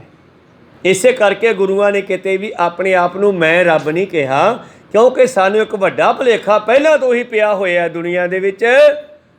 ਸਰੀਰਾਂ ਨੂੰ ਲੋਕਾਂ ਨੇ ਰੱਬ ਮੰਨ ਲਿਆ, ਜਦੋਂ ਕਿ ਚੇਤਨਾ ਜਿਹੜੀ ਵਿੱਚ ਬੋਲਦੀ ਹੈ ਉਹ ਦਿਸਦੀ ਨਹੀਂ। ਕਹੋ ਸਤਨਾਮ। ਤੇ ਪਰਮੇਸ਼ਰ ਕਹਿੰਦੇ ਤੂੰ ਰੱਬ ਨਹੀਂ, ਤੈਨੂੰ ਪੈਦਾ ਕਰਨ ਵਾਲਾ ਰੱਬ ਹੈ। ਆਹ ਜਿਹੜੇ ਕਮਲ ਦੇ ਫੁੱਲ 'ਚੋਂ ਤੂੰ ਪੈਦਾ ਹੋਇਆ ਨਾ, ਆ ਤੇਰੀ ਮਾਂ ਜਿਹਦੇ ਵਿੱਚੋਂ ਤੂੰ ਜਨਮ ਲਿਆ, ਇਹ ਰੱਬ ਹੈ। ਕਹਿੰਦਾ ਆਹ ਫੁੱਲ ਜਿਹਦੇ ਉੱਤੇ ਮੈਂ ਬੈਠਾ, ਜਿਵੇਂ ਬੱਚਾ ਮਾਂ ਦੀ ਗੋਦ 'ਚ ਬੈਠਾ ਹੁੰਦਾ ਤੇ ਬੱਚਾ ਵੱਡਾ ਹੋ ਕੇ ਕਹਿੰਦਾ ਲੈ ਤੈਨੂੰ ਕਿਵੇਂ, ਤੂੰ ਤਾਂ ਅਨਪੜ੍ਹ ਹੈ ਬੇਬੇ, ਮੈਨੂੰ ਜ਼ਿਆਦਾ ਪਤਾ ਹੈ। ਤੇ ਉਹਨੂੰ ਉਹ ਗੱਲ ਭੁੱਲ ਜਾਂਦੀ ਹੈ ਜਦੋਂ ਮਾਂ ਨੇ ਉਸ ਨੂੰ 9 ਮਹੀਨੇ ਪੇਟ ਵਿੱਚ ਰੱਖਿਆ ਤੇ ਫਿਰ ਸਾਲ 2 ਸਾਲ ਗੋਦੀ ਵਿੱਚ ਰੱਖ ਕੇ ਸੰਭਾਲਿਆ। ਕੋਈ ਸਤਰ ਉਹ ਗੱਲ ਭੁੱਲ ਜਾਂਦਾ ਬੰਦਾ। ਬ੍ਰਹਮਾ ਕਹਿੰਦਾ ਆਹ ਕਮਲ ਦਾ ਪੌਦਾ ਜਿਹਦੇ ਉੱਤੇ ਮੈਂ ਬੈਠਾ, ਮੈਂ ਲੱਤ ਮਾਰ ਕੇ ਦੇਖਦਾ ਭਲਾ ਬਚਦਾ ਕਿ ਨਹੀਂ ਬਚਦਾ। ਉਹਨੇ ਲੱਤ ਮਾਰੀ, ਉਹਦੇ ਉਹ ਪੌਦਾ ਇੱਦਾਂ ਹਲ ਕੇ ਫਿਰ ਟਿਕ ਗਿਆ। ਉਹਨੂੰ ਕੁਛ ਨਾ ਹੋਇਆ। ਉਹਨੇ ਫਿਰ ਵਿਚਾਲੇ ਲੱਤ ਮਾਰੀ। ਜਦੋਂ ਵਿਚਾਲੇ ਲੱਤ ਮਾਰੀ ਤਾਂ ਉਹਦੀ ਨਾਲੀ ਜਿਹੜੀ ਹੈ ਵਿੱਚੋਂ ਥੋਥੀ ਸੀ ਤੇ ਕਹਿੰਦੇ ਉਹਦੇ ਵਿੱਚ ਡਿੱਗ ਪਿਆ ਡਲੇ ਵਾਂਗੂ। ਫਿਰ ਡਿੱਗਦਾ ਜਾ ਰਿਹਾ ਹਨੇਰੇ ਦੇ ਵਿੱਚ, ਜਿਵੇਂ ਕੋਈ ਖੂਹ ਵਿੱਚ ਡਿੱਗ ਪਵੇ ਐਂ ਜਾ ਰਿਹਾ, ਲੋਟਣੀਆਂ ਖਾਂਦਾ, ਹੱਥ ਕਿਤੇ ਪੈਂਦਾ ਨਹੀਂ, ਪੈਰ ਕਿਤੇ ਲੱਗਦਾ ਨਹੀਂ। ਫਿਰ ਕਹਿੰਦਾ ਬਚਾਓ ਬਚਾਓ ਬਚਾਓ। ਆਕਾਸ਼ਬਾਣੀ ਆਈ ਵੀ ਹੁਣ ਕਿਹਨੂੰ ਕਹਿਣਾ ਬਚਾਓ। ਬਚਾਓ ਉਹੀ ਜੇ ਤੇਥੋਂ ਵੱਡਾ ਹੋਊਗਾ। ਇਹਦਾ ਮਤਲਬ ਤੂੰ ਮੰਨ ਲਿਆ ਕਿ ਮੈਥੋਂ ਵੱਡਾ ਕੋਈ ਮੈਨੂੰ ਬਚਾਉਣ ਵਾਲਾ ਹੈਗਾ। ਕੋਈ ਸਤਨਾਮ। ਪਰ ਹੁਣ ਤੂੰ ਬਚਦਾ ਨਹੀਂ, ਹੁਣ ਤੂੰ ਧੁਰ ਜਾ ਕੇ ਡਿੱਗੇਗਾ। ਤਪ ਕਰ ਤਪ ਕਰ ਤਪ ਕਰ। ਫਿਰ ਉੱਥੇ ਜਾ ਕੇ ਉਹਨੇ ਤਪ ਕੀਤਾ। ਇਹ ਗੱਲਾਂ ਬੜੀਆਂ ਡੂੰਘੀਆਂ, ਸਮਝ ਆਉਣ ਵਿੱਚ ਆ ਵੀ ਜਾਣਗੀਆਂ, ਕਹਿਣ ਵਿੱਚ ਵੀ ਬੜੀਆਂ ਔਖੀਆਂ ਜਿਹੀਆਂ ਲੱਗਦੀਆਂ। ਤੇ ਫਿਰ ਉਸ ਨੇ ਤਪੱਸਿਆ ਕੀਤੀ। ਫਿਰ ਉਹ ਬੱਚੇ ਦੇ ਜਨਮ 'ਚ ਫਿਰ ਆਇਆ ਬ੍ਰਹਮਾ। ਆਪਾਂ ਸਾਰੀ ਬ੍ਰਹਮਾ। ਕਹੋ ਸਤਨਾਮ। 9 ਮਹੀਨੇ ਆਪਾਂ ਤਪੱਸਿਆ ਕਰਦੇ ਹਾਂ ਮਾਂ ਦੇ ਪੇਟ 'ਚ ਜਾ ਕਰਕੇ। ਫਿਰ ਉਹਨੇ ਤਪੱਸਿਆ ਕੀਤੀ, ਫਿਰ ਉਹ ਬ੍ਰਹਮਾ ਹੋਇਆ। ਫਿਰ ਜੀਵ ਬਣ ਕੇ ਮਨੁੱਖਾ ਜੀਵਨ ਲੈ ਕੇ ਬਾਹਰ ਆਇਆ। ਔਰ ਇਹ ਗੱਲ ਮੈਂ ਤੁਹਾਨੂੰ ਇੱਧਰੋਂ ਸੁਣਾ ਦਿੱਤੀ, ਇੱਧਰੋਂ ਸੁਣ ਲਓ ਗੁਰੂ ਅਰਜਨ ਦੇਵ ਜੀ ਦੀ ਗੱਲ। ਮਾਤ ਗਰਭ ਮੈਂ ਆਪਨ ਸਿਮਰਨ ਦੇ, ਤਹਿ ਤੁਮ ਰਾਖਣ ਹਾਰੇ, ਪਾਵਕ ਸਾਗਰ ਥਾ ਲਹਿਰ ਮੈਂ ਤਾਰੋ ਤਾਰਨ ਹਾਰੇ। ਮਾਂ ਦੇ ਪੇਟ ਵਿੱਚ ਅਸੀਂ ਕਿਹੜੀ ਤਪੱਸਿਆ ਕਰਦੇ ਸੀ, ਕਿਹੜਾ ਸਿਮਰਨ ਕਰਦੇ ਸੀ, ਉਹ ਸਿਮਰਨ ਸਾਨੂੰ ਦੁਬਾਰੇ ਦਿਓ। ਜਿੱਥੇ ਤੂੰ ਮੈਨੂੰ ਬਚਾਇਆ ਉਸ ਭਿਆਨਕ ਅਗਨੀ ਦੇ ਵਿੱਚ ਉਹ ਕਿਹੜਾ ਸਿਮਰਨ ਸੀ, ਮੈਨੂੰ ਦੱਸਣਾ ਕਰੋ। ਗੁਰੂ ਅਰਜਨ ਦੇਵ ਜੀ ਕਹਿੰਦੇ ਮਾਤ ਗਰਭ ਮੈਂ ਆਪਨ ਸਿਮਰਨ ਦੇ, ਤੈ ਤੁਮ ਰਾਖਣ ਹਾਰੇ, ਪਾਵਕ ਸਾਗਰ ਥਾ ਲਹਿਰ ਮਹਿ, ਤਾਰੋ ਤਾਰਨ ਹਾਰੇ। ਮਾਧੋ ਤੂੰ ਠਾਕੁਰ ਸਿਰ ਮੋਰਾ, ਇਹਾਂ ਤੇ ਊਹਾਂ। ਮਾਂ ਦੇ ਉਦਰ ਵਿੱਚ 9 ਮਹੀਨੇ ਤੇ ਇਹਾਂ ਇੱਥੇ ਬਾਹਰ ਜਨਮ ਲੈਣ ਤੋਂ ਬਾਅਦ ਇਹਾਂ ਉਹਾਂ ਤੁਹਾਰੋ ਧੋਰਾ, ਇੱਥੇ ਤੇ ਉੱਥੇ ਦੋਹੀ ਜਹਾਨੀ ਤੇਰਾ ਹੀ ਆਸਰਾ ਹੈ, ਮੈਨੂੰ ਉਹ ਗਿਆਨ ਬਖਸ਼ੋ। ਇਸ ਕਰਕੇ ਉਸ ਬ੍ਰਹਮਾ ਨੂੰ ਵੀ ਪਰਮੇਸ਼ਰ ਨੇ ਫਿਰ ਗਿਆਨ ਕਰਾਇਆ, ਅਸਲ ਉਹ ਸਾਨੂੰ ਹੀ ਕਰਾਇਆ। ਪ੍ਰਥਾਏ ਸਾਖੀ ਮਹਾਂਪੁਰਖ ਬੋਲਦੇ ਸਾਂਝੀ, ਸਗਲ ਜਹਾਨੇ ਸਾਡੇ ਵਾਸਤੇ ਇਹ ਸਾਰੀਆਂ ਕਹਾਣੀਆਂ। ਇਹ ਅਹੰਗ ਬ੍ਰਹਮੇ ਅੰਸਮੀ ਯੁਜੁਰਵੇਦ ਵਿੱਚ ਕਿਹਾ ਗਿਆ ਹੈ ਕਿ ਜਿਹਨੂੰ ਕਿਹਾ ਸੀ ਕਿ ਉਹ ਹਰ ਥਾਂ 'ਤੇ ਵਸਦਾ ਬ੍ਰਹਮ ਸਰੂਪ ਜੀਵ ਹੀ ਰੱਬ ਹੈ, ਉਹ ਮੈਂ ਹੀ ਹਾਂ। ਪਰ ਇਹ ਗੱਲ ਕਹਿਣੀ ਠੀਕ ਨਹੀਂ ਲੱਗਦੀ। ਸ਼ਾਮ ਮੇਦ ਤਾਤੰਗ ਵਸ ਮਾਨੇ, ਸ਼ਾਮ ਵੇਦ ਕਹਿੰਦਾ ਹੈ ਉਹ ਤੂੰ ਹੈ। ਹਾਂ, ਇਹ ਗੱਲ ਸਹੀ ਹੈ। ਤੂੰ ਹੀ ਤੂੰ ਹੀ ਤੂੰ ਹੀ ਤੂੰ ਹੀ, 10ਵੇਂ ਪਾਤਸ਼ਾਹ ਜੀ ਨੇ ਵੀ ਇਹ ਬਚਨ ਉਚਾਰਨ ਕੀਤੇ ਬਈ ਤੂੰ ਹੀ ਹਰ ਥਾਂ 'ਤੇ ਸਮਾਇਆ ਹੋਇਆ। ਨਮੋ ਸਰਬ ਕਾਲੇ, ਸਾਰਿਆਂ ਨੂੰ ਮਾਰਨ ਵਾਲਾ ਵੀ ਤੂੰ ਹੈ। ਨਮੋ ਸਰਬ ਪਾਲੇ, ਸਾਰਿਆਂ ਨੂੰ ਪਾਲਣ ਵਾਲਾ ਵੀ ਤੂੰ ਹੈ। ਆ ਜਾਪ ਸਾਹਿਬ ਦੇ ਵਿੱਚ ਸਾਰਾ ਇਹ ਪਰਮੇਸ਼ਰ ਨੂੰ ਸੰਬੋਧਨ ਕਰਕੇ ਨਮਸਕਾਰ ਕੀਤੀ 10ਵੇਂ ਪਾਤਸ਼ਾਹ ਜੀ ਨੇ। ਪਰ ਕਿਤੇ ਵੀ ਇਹ ਨਹੀਂ ਲਿਖਿਆ ਕਿ ਉਹ ਮੈਂ ਹਾਂ। ਕਹੋ ਸਤਿਨਾਮ। ਹੈ ਤਾਂ ਉਹ ਪਰਮੇਸ਼ਰ ਸਰੂਪ, ਪਰ ਉਹਨਾਂ ਨੇ ਥੋੜ੍ਹਾ ਹੋਰ ਢੰਗ ਨਾਲ ਕਿਹਾ ਮੈਂ ਹੋ ਪਰਮ ਪੁਰਖ ਕੋ ਦਾਸਾ, ਸੀਤਾ ਉਹਦੇ ਰੂਪ ਹੀ। ਪਰ ਇੱਥੇ ਆ ਕੇ ਇਹ ਗੱਲ ਕਹਿਣੀ ਆਊਟ ਲੱਗਦੀ ਹੈ, ਔੜ ਲੱਗਦੀ ਹੈ। ਜਿਹੜੀ ਗੱਲ ਪਿਛਲੇ ਦੇਵਤਿਆਂ ਨੇ ਜਾਂ ਪਿਛਲੇ ਅਵਤਾਰਾਂ ਨੇ ਵੀ ਕਹੀ ਕਿ ਮੈਂ ਉਹ ਹਾਂ, ਉਹ ਮੈਂ ਹਾਂ, ਤੇ ਦੁਨੀਆ ਜਿਹੜੀ ਚੱਕਰ 'ਚ ਪੈ ਗਈ। ਕਹੋ ਸਤਿਨਾਮ। ਉਹਨਾਂ ਨੂੰ ਹੀ ਮੰਨ ਕੇ ਬਹਿ ਗਈ ਰੱਬ। ਮੈਂ ਹੋ ਪਰਮ ਪੁਰਖ ਕਾ ਦਾਸਾ, ਦੇਖਣ ਆਇਓ ਜਗਤ ਤਮਾਸ਼ਾ, ਜੋ ਮੁਝ ਕੋ ਪਰਮੇਸ਼ਰ ਉਚਰਿਆ ਤੇ ਨਰ ਨਰ ਕੁੰਡ ਮੈਂ ਪਰ ਹੈ। ਮੈਨੂੰ ਪਰਮੇਸ਼ਰ ਨੇ ਕਹਿਣਾ, ਮਤਲਬ ਤੁਹਾਡੀ ਨਿਗਾਹ ਵੱਧ ਤੋਂ ਵੱਧ ਗੁਰੂ ਸਾਹਿਬ ਦੇ ਸਰੀਰ 'ਤੇ ਜਾਵੇਗੀ, ਉਦੋਂ ਅੰਦਰ ਆਪਾਂ ਦੇਖ ਨਹੀਂ ਸਕਦੇ। ਜਦੋਂ ਕਿ ਉਹ ਚੇਤਨਾ ਹੈ, ਪਰਮੇਸ਼ਰ ਸਰੂਪ ਹੈ। ਤੇ ਫਿਰ ਜਿਸ ਵੇਲੇ 10ਵੇਂ ਪਾਤਸ਼ਾਹ ਜੀ ਨੰਦੇੜ ਸਾਹਿਬ ਜਾ ਕੇ ਗੁਰਤਾ ਗੱਦੀ ਦਿੰਦੇ ਆ, ਤੇ ਉੱਥੇ ਫਿਰ ਇਹ ਬਚਨ ਕਰਦੇ ਆ ਮੇਰਾ ਰੂਪ ਗ੍ਰੰਥ ਜੀ ਜਾਣ। ਤਾਂ ਗੁਰੂ ਗੋਬਿੰਦ ਸਿੰਘ ਕੌਣ ਹੋਏ? ਸ਼ਬਦ। ਕਹੋ ਸਤਿਨਾਮ। ਤੁਸੀਂ ਵੀ ਸ਼ਬਦ, ਇਹ ਵੀ ਸ਼ਬਦ, ਸਾਰੇ ਸ਼ਬਦ ਆ। ਖਾਲਸਾ ਮੇਰੋ ਰੂਪ ਹੈ ਖਾਸ, ਖਾਲਸੇ ਮੇਹੋ ਕਰੋ ਨਿਵਾਸ। ਆਪਾਂ ਸ਼ਬਦ ਹਾਂ। ਇਹ ਬਾਡੀਆਂ ਤਾਂ 5 ਤੱਤਾਂ ਦੀਆਂ ਬਣਾ ਕੇ ਸਾਨੂੰ ਦਿੱਤੀਆਂ ਰਹਿਣ ਵਾਸਤੇ, ਪਰ ਅਸੀਂ ਇਹ ਨਹੀਂ ਹੈ। ਕੁਝ ਸਮੇਂ ਵਾਸਤੇ ਮਿਲੀ ਹੈ, ਇਹ ਛੱਡਣੀ ਪੈਣੀ ਹੈ, ਤੇ ਮੁੜ ਕੇ ਆਪਾਂ ਇਹ 'ਚੋਂ ਨਿਕਲ ਜਾਵਾਂਗੇ। ਕਹੋ ਸਤਿਨਾਮ। ਆਪਾਂ ਇਹ ਨਹੀਂ ਆ। ਹਾਂ, ਇਹ ਕੰਮ ਦੀ ਆ ਆਪਣੇ, ਜਿੰਨਾ ਚਿਰ ਆਪਣੇ ਕੋਲ ਹੈ ਇਹ ਤੋਂ ਲਾਹਾ ਲਿਆ ਜਾ ਸਕਦਾ। ਕਹੋ ਸਤਿਨਾਮ। ਜੋ ਮੁਝ ਕੋ ਪਰਮੇਸ਼ਰ ਉਚਰਿਆ ਤੇ ਨਰ ਕੁੰਡ ਮੈਂ ਪਰ ਹੈ। ਇਹ ਕਹਿਣ ਦਾ ਮਕਸਦ ਹੀ ਇਹ ਹੈ ਕਿ ਸਾਨੂੰ ਯਥਾਰਥ ਗਿਆਨ ਨਾਲ ਜੋੜਨਾ ਸੀਗਾ। ਜਰਾ ਵੀ ਇੱਧਰ ਉੱਧਰ ਗੱਲ ਹੋ ਜਾਂਦੀ ਤੇ ਉਹ ਭੁਲੇਖਾ ਗੁਰੂ ਸਾਹਿਬ ਜਿਹੜਾ ਕੱਢਣ ਆਏ ਸੀ ਉਹ ਫਿਰ ਰਹਿ ਜਾਂਦਾ। ਕਹੋ ਸਤਿਨਾਮ। ਭੁਲੇਖਾ ਹੀ ਕੱਢਿਆ ਜਨਤਾ ਦਾ, ਸੰਸਾਰ ਦਾ, ਕਿ ਸਾਰੇ ਹੀ ਪਰਮੇਸ਼ਰ ਸਰੂਪ ਹਨ, ਪਰ ਆਪਣੇ ਆਪ ਨੂੰ ਜਾਣਨਾ ਕਰੋ। ਤੋ ਇਸ ਕਰਕੇ ਪਾਤਸ਼ਾਹ ਜੀ ਕਹਿੰਦੇ ਸ਼ਾਮ ਵੇਦ ਤਤਮ ਵਸ ਜਾਣੈ। ਸ਼ਾਮ ਵੇਦ ਕਹਿੰਦਾ ਸਾਰਿਆਂ ਦੇ ਵਿੱਚ ਹੀ ਤੂੰ ਹੈ ਜੀ। ਇਹ ਚਾਰੋ ਹੀ ਜਪ ਜੀ ਵਿਖੇ, ਸ਼੍ਰੀ ਨਾਨਕ ਜੀ ਕਹਿ ਕਰ ਲਿਖੇ। ਅਯੰ ਆਤਮਾ ਬ੍ਰਹਮ ਅਥਰਵਣ। ਅਥਰਵਣ ਚੌਥਾ ਵੇਦ ਹੈ। ਉਹਦੇ ਵਿੱਚ ਕਹਿੰਦੇ ਉਹ ਕਹਿੰਦਾ ਹੈ ਕਿ ਆਤਮਾ ਹੀ ਪਰਮਾਤਮਾ ਹੈ। ਕਬੀਰ ਸਾਹਿਬ ਨੇ ਵੀ ਬਚਨ ਕਿਹਾ ਸਤ ਹੈ ਸਤ ਕਰ ਬਾਚਾ ਜਾਣ, ਆਤਮਾ ਰਾਮ ਲੇਹੋ ਪ੍ਰਵਾਨ। ਇਹ ਗੱਲ ਸੱਚੀ ਮੰਨੋ ਕਿ ਆਤਮਾ ਹੀ ਰਾਮ ਹੈ। ਚੌਥਾ ਵੇਦ ਅਥਰਵਣ ਵੇਦ ਹੈ ਜਿਹੜਾ, ਉਹਦੇ ਵਿੱਚ ਇਹ ਕਿਹਾ ਗਿਆ ਹੈ ਅਯੰ ਆਤਮਾ, ਆਤਮਾ ਹੀ ਬ੍ਰਹਮ ਸਰੂਪ ਜਿਹੜੀ ਹੈ ਉਹ ਆਈ ਹੋਈ ਹੈ। ਮਹਾਵਾਕਿਆ ਚਾਰੋਂ ਸ਼ਰੁਤ ਗਣ, ਇਹ ਚਾਰਾਂ ਵੇਦਾਂ ਦੇ ਜਿਹੜੇ ਮਹਾਵਾਕ ਹਨ, ਭਾਵ ਚਾਰਾਂ ਵੇਦਾਂ ਦਾ ਨਿਚੋੜ ਹੈ। ਇਹ ਉਹ ਤਾਂ ਬਹੁਤ ਕੁਝ ਲਿਖਿਆ, ਪਰ ਇਹ ਮੇਨ ਗੱਲ ਸਤਿਗੁਰ ਨੇ ਕੱਢ ਕੇ ਸਾਨੂੰ ਇੱਥੇ ਦੱਸੀ ਆ ਵੀ ਇਹ ਚਾਰਾਂ ਵੇਦਾਂ ਦੇ ਮਹਾਵਾਕ ਜੀਵ ਨੂੰ ਇਹਨਾਂ ਦਾ ਪਤਾ ਹੋਣਾ ਚਾਹੀਏ ਜੀ। ਚਾਰੋਂ ਹੀ ਜਪ ਜੀ ਲਿਖੇ, ਸ਼੍ਰੀ ਨਾਨਕ ਜੀ ਕਹਿ ਕਰ ਲਿਖੇ। ਔਰ ਇਹ ਚਾਰੇ ਬਚਨ ਸਤਿਗੁਰਾਂ ਨੇ ਜਪਜੀ ਸਾਹਿਬ ਵਿੱਚ ਪਾ ਦਿੱਤੇ ਆ। ਜਪਜੀ ਸਾਹਿਬ ਦੇ ਵਿੱਚ ਬ੍ਰਹਮ ਗਿਆਨ ਹੈ ਗੁਰੂ ਪਿਆਰਿਓ। ਜਪਜੀ ਸਾਹਿਬ ਦਾ ਕੋਈ ਪਾਠ ਕਰਦਾ ਲਗਾਤਾਰ ਰੈਗੂਲਰ ਪਿਆਰ ਦੇ ਨਾਲ, ਤੇ ਉਸ ਨੂੰ ਬ੍ਰਹਮ ਗਿਆਨ ਹੋ ਜਾਵੇਗਾ। ਜਾਪ ਸਾਹਿਬ ਦਾ ਜੀ ਅਸੀਂ ਨਿਤਨੇਮ ਕਰਦੇ ਹਾਂ ਤੇ ਜਾਪ ਸਾਹਿਬ ਸਾਨੂੰ ਪਰਮੇਸ਼ਰ ਦੇ ਨਾਲ ਜੋੜਦਾ ਹੈ। ਸਾਡੀ ਅੰਦਰ ਨਿਮਰਤਾ ਆਉਂਦੀ ਹੈ, ਹੰਕਾਰ ਖਤਮ ਹੁੰਦਾ ਹੈ ਤੇ ਪਰਮੇਸ਼ਰ ਦੀ ਵਿਸ਼ਾਲਤਾ ਦਾ ਪਤਾ ਲੱਗਦਾ ਹੈ ਵੀ ਹਰ ਥਾਂ ਤੇ ਉਹ ਕਿਵੇਂ ਕੰਮ ਕਰਦਾ। ਜੇ ਸਵਈਏ ਅਸੀਂ ਪੜ੍ਹਦੇ ਹਾਂ ਕਿ ਸਵਈਏ ਪਾਤਸ਼ਾਹੀ 10ਵੀਂ ਤਾ ਪ੍ਰਸਾਦ ਸਵਈਏ ਪਾਤਸ਼ਾਹੀ 10ਵੀਂ ਸ਼ਰਾਵਕ ਸੁਧ ਸਮੂਹ ਸਿਧਾਨ ਕਹਿ ਦੇਖ ਫਿਰਿਓ ਕਰ ਜੋਗ ਜਤੀ ਕੇ सूर सुराडन शुद्ध सुधारक संत समूह अनेक मति के सारे देश को देख रहे हो मत को न देखित प्राणपति के श्री भगवान की भाई कृपा हों ते एक रत्ती बिन परमेश्वर दे रंग विच रंगे तो बगैर एक रत्ती के तोले चों 1% भी नहीं 100% चो साडा जीवन को सतनाम। एक रत्ती बिन एक रत्ती के तोले 96 रत्तियां होंदियां तेरा जीवन एक रत्ती का भी नहीं जा कह दो तू 1% भी बंदा नहीं है कोई सतनाम।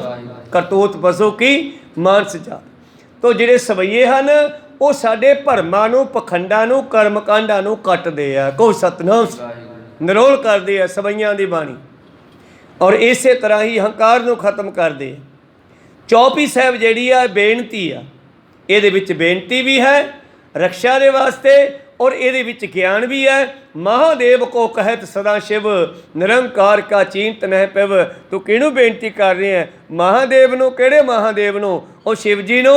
कहंदे ओ नहीं है असल विच महादेव ओ परमेश्वर है महाशिव है जिहड़ा इस संसार दे विच हिंदू मादे जिहड़े वेदां दे विच लिखिया होया ईश्वर ब्रह्मा विष्णु महेश ये देवते हैं सारे ये थल्ले हैं उस तो इन्हां उत्ते एक होर हस्ती है जिन्हों कोई समझ नहीं सकिया।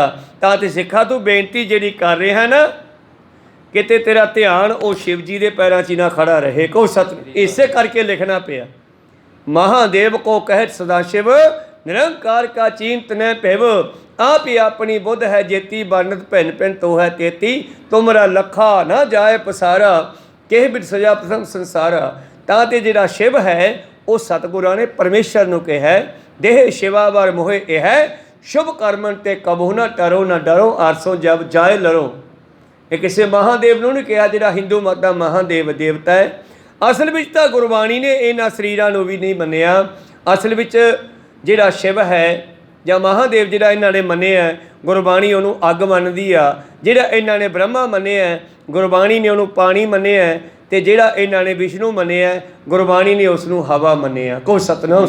साचे ते पवना पिया हवा ठंडी हुई पवन ते जल होए जल ते त्रै भवन साजिया घट घट जोत समोए। इस तरह ये तिन्ने तत्त हैं असल विच एका माई जुगत विआई तिन चेले प्रवान उन्हें ब्रह्मा विष्णु महेश नहीं बनाए उन्हें 3 गुण पैदा किए। को सतनाम। खैर मनोवृत्तियां उत्थे रखिए।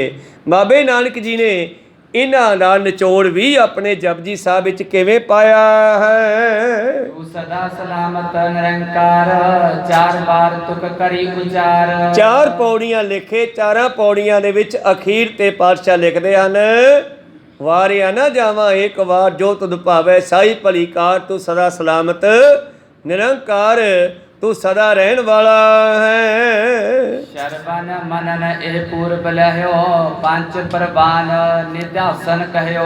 जपजी साहब दे विच भी पूरा ज्ञान है गुरु प्यारिओ। जपजी साहब दे बारे ही समझाउण वास्ते पूरा गुरु ग्रंथ साहब जी महाराज साजे गए लिखे गए। को सतनाम। जपजी साहब मूल मंत्र का निचोड़ है। मूल मंत्र दे विच एक ओंकार परमेश्वर की व्याख्या है। को सतनाम। एक परमेश्वर है अगे सारी उसे की व्याख्या 18 10 20 तक प्रीतम जी कहते तू सदा सलामत निरंकार 4 बार तो करी उचार। उस तो पहला सुनना ते मनना ये पहलियां पौड़ियां च लिखे है।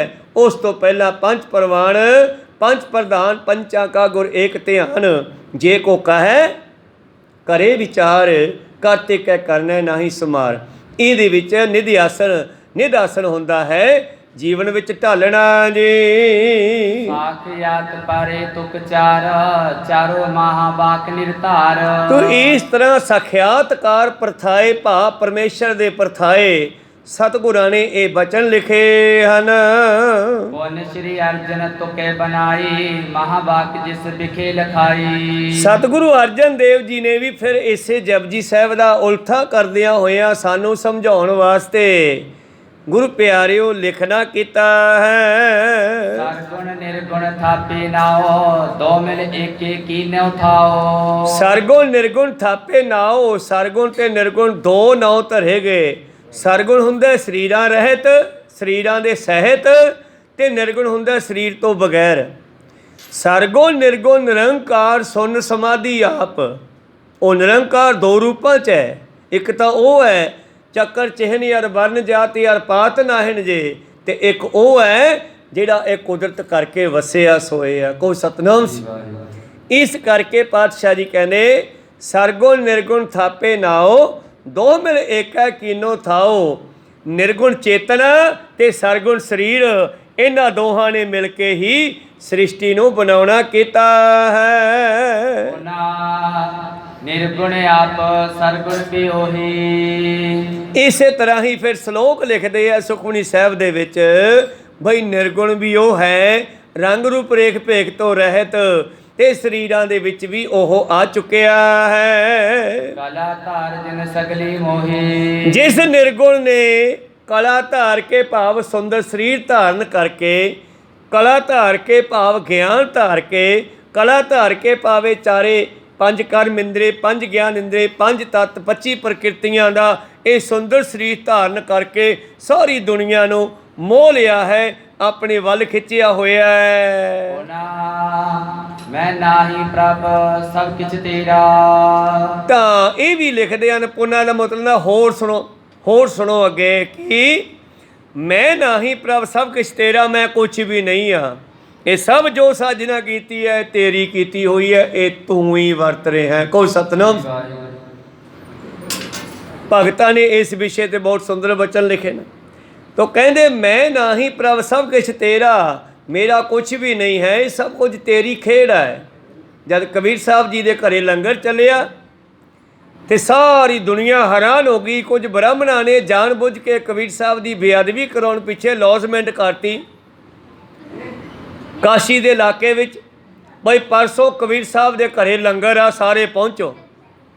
ਤੇ ਕਬੀਰ ਸਾਹਿਬ ਦੇ ਘਰੇ ਲੋਕ ਇਕੱਠੇ ਹੋ ਗਏ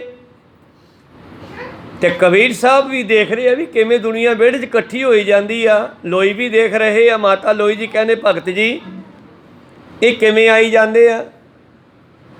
ਕਹਿੰਦੇ ਭਗਵਾਨੇ, ਕਹਿੰਦੇ ਆਪਣੇ ਘਰੇ ਕੋਈ ਲੰਗਰ ਆ ਤੇ ਮਹਾਰਾਜ ਤੁਸੀਂ ਕਿਹਾ? ਕਹਿੰਦੇ ਮੈਂ ਤਾਂ ਨਹੀਂ ਕਿਹਾ, ਪਰ ਜਿਹਨੇ ਕਿਹਾ ਆਪੇ ਛਕਾਊਗਾ ਆਪਾਂ ਨੂੰ। ਕੀ ਕਹੋ ਸਤਨਾਮ। ਸੰਗਤ ਵਾਧੀ ਤੁਰੀ ਜਾ ਰਹੀ ਹੈ। ਮਾਤਾ ਲੋਈ ਨੂੰ ਫਿਕਰ ਪੈ ਗਿਆ। ਕਹਿੰਦੀ ਮਹਾਰਾਜ ਇਹਨਾਂ ਨੂੰ ਸਮਝਾਓ ਵੀ ਸਾਡੇ ਘਰੇ ਕੋਈ ਲੰਗਰ ਨਹੀਂ ਹੈਗਾ, ਤੁਸੀਂ ਜਾਓ। ਕਹਿੰਦੇ ਮੈਂ ਕਿਉਂ ਕਹਾਂ, ਜਿਹਨੇ ਸੱਦੇ ਆਪੇ ਕਹੂਗਾ। ਕਹੋ ਸਤਨਾਮ। ਮਾਤਾ ਲੋਈ ਨੂੰ ਫਿਕਰ ਪੈ ਗਿਆ। ਬੀਬੀਆਂ ਨੂੰ ਫਿਕਰ ਪਈ ਜਾਂਦਾ, ਘਰੇ ਰਾਸ਼ਨ ਬਣਾਉਣਾ ਤਿਆਰ ਕਰਨਾ ਹੁੰਦਾ ਫਿਰ। ਤੇ ਕਬੀਰ ਸਾਹਿਬ ਜੀ ਬੇਪਰਵਾਹ। ਥੋੜ੍ਹਾ ਚਿਰ ਵੇਖਿਆ ਲੋਕ ਵਾਹਵਾ ਇਕੱਠੇ ਹੋ ਗਏ। ਕਬੀਰ ਸਾਹਿਬ ਜੀ ਘਰੋਂ ਖਿਸਕ ਗਏ ਤੇ ਜਾ ਕੇ ਜੰਗਲਾਂ ਵਿੱਚ ਬਹਿ ਗਏ ਸਿਮਰਨ ਦੇ ਵਿੱਚ ਧਿਆਨ ਜੋੜ ਕੇ। ਅੱਧੇ ਘੰਟੇ ਬਾਅਦ ਲੋਈ ਨੂੰ ਫਿਰ ਕਬੀਰ ਘੁੰਮਦਾ ਦਿਸਿਆ। ਕਹਿੰਦੀ ਭਗਤ ਜੀ ਕੁਛ ਕਰੋ, ਇਹਨਾਂ ਨੂੰ ਜਾਂ ਤਾਂ ਮੋੜੋ ਜਾਂ ਛਕਾਓ। ਉਹ ਛਕਾਉਣੇ ਆ। ਭਗਵਾਨ ਨੇ ਕਿਉਂ ਐਵੇਂ ਫਿਕਰ ਕੀਤਾ? ਉਹਨੂੰ ਕੋਈ ਪਛਾਣ ਨਹੀਂ ਆਈ ਬਈ ਇਹ ਕਬੀਰ ਆ ਜਾਂ ਕੋਈ ਹੋਰ ਹੈ। ਕਹੋ ਸਤਨਾਮ। ਉਹੀ ਰੂਪ ਧਾਰ ਕੇ ਆ ਗਏ ਪਰਮੇਸ਼ਰ। ਜਿੰਨਾ ਚਿਰ ਅਸੀਂ ਵਿੱਚੋਂ ਪਾਸੇ ਨਹੀਂ ਹਟਦੇ ਉਹਨਾਂ ਚਿਰ ਪਰਮੇਸ਼ਰ ਨਹੀਂ ਆਉਂਦਾ। ਕਹੋ ਸਤਨਾਮ। ਕਬੀਰ ਸਾਹਿਬ ਪਿੱਛੋਂ ਪਾਸੇ ਹੋ ਗਏ, ਪਰਮੇਸ਼ਰ ਆ ਗਏ। ਲੋਈ ਕਹਿੰਦੀ ਫਿਰ ਛਕਾਓ। ਕਹਿੰਦੇ ਛਕਾਉਣੀ ਆ, ਛਕਾਉਣੀ ਆ। ਉਹ ਫਲਾਨਿਆਂ ਦੇ ਘਰੋਂ ਮਠਿਆਈ ਆਈ ਸੀ ਵਿਆਹ ਦੀ, ਆਪਾਂ ਉਹ ਛਕਾ ਦਿੰਦੇ ਹਾਂ। ਕਹੋ ਸਤਨਾਮ। ਉਹ ਮੁੰਡਿਓ ਸੇਵਾਦਾਰੋ ਤੁਸੀਂ ਆਓ ਮੇਰੇ ਕੋਲ। ਉਹ ਕਮਰੇ ਵਿੱਚ ਚਲਿਆ ਗਿਆ। ਉਹ ਘੜੇ ਵਿੱਚ, ਪਹਿਲਾਂ ਘੜੇ ਹੀ ਹੁੰਦੇ ਸੀ ਪੀਪੇ, ਉਹ ਘੜੇ ਵਿੱਚ ਮਠਿਆਈ ਪਈ ਸੀ ਵਿਆਹ ਵਾਲੀ। ਹਰਨ ਭਰਨ ਜਾ ਕਾ ਨੇਤਰ ਫੋਰ, ਤਿਸ ਕਾ ਮੰਤਰ ਨਾ ਜਾਣੇ ਹੋਰ। ਰਿੱਧੀਆਂ ਤੇ ਸਿੱਧੀਆਂ, ਇਹਦਾ ਮਤਲਬ ਹੈ ਕਿਣਕੇ ਤੋਂ ਪਹਾੜ ਬਣਾ ਲੈਣਾ ਤੇ ਪਹਾੜ ਨੂੰ ਕਿਣਕਾ ਬਣਾ ਲੈਣਾ। ਕਹੋ ਸਤਨਾਮ। 9 ਨਿਧੀਆਂ 18 ਸਿੱਧੀਆਂ। ਅੰਦਰ ਗਿਆ, ਫੁਰਨੇ ਦੇ ਨਾਲ ਹੀ ਅੰਦਰ ਮਠਿਆਈ ਦਾ ਬਣ ਗਈ। ਅੰਦਰ ਹੀ ਉਹਨੇ ਭਾਂਡੇ ਤਿਆਰ ਕਰ ਲਏ। ਜਿਹੜੇ ਨੌਜਵਾਨ ਭਗਤ ਜੀ ਦੇ ਮਿੱਤਰ ਦੋਸਤ ਸੀਗੇ ਉਹਨਾਂ ਨੂੰ ਕਬੀਰ ਸਾਹਿਬ ਸਮਝ ਕੇ ਮਗਰ ਚਲੇ ਗਏ ਔਰ ਅੰਦਰੋਂ ਭਰ ਭਰ ਕੇ ਪਲੇਟਾਂ ਦੇ ਮਠਿਆਈ ਵਿੱਚ ਥਾਲਾਂ ਦੇ ਵਿੱਚ ਰੱਖ ਰੱਖ ਕੇ ਸਾਰਿਆਂ ਦੇ ਅੱਗੇ ਪਰੋਸਣੀਆਂ ਸ਼ੁਰੂ ਕਰਤੀਆਂ। ਲੋਕਾਂ ਦੀਆਂ ਲੈਣਾਂ ਲੱਗ ਗਈਆਂ, ਲੋਕ ਛਕਣ ਲੱਗੇ। ਕਈ ਮੇਰੇ ਵਰਗੇ ਘਰੇ ਲਿਜਾਣ ਲੱਗੇ। ਕੋ ਸਤਨਾਮ, ਉਹ ਬਚ ਗਈ ਜਿਹੜੀ ਨਾਲ ਲਈ ਜਾਂਦੇ ਆ।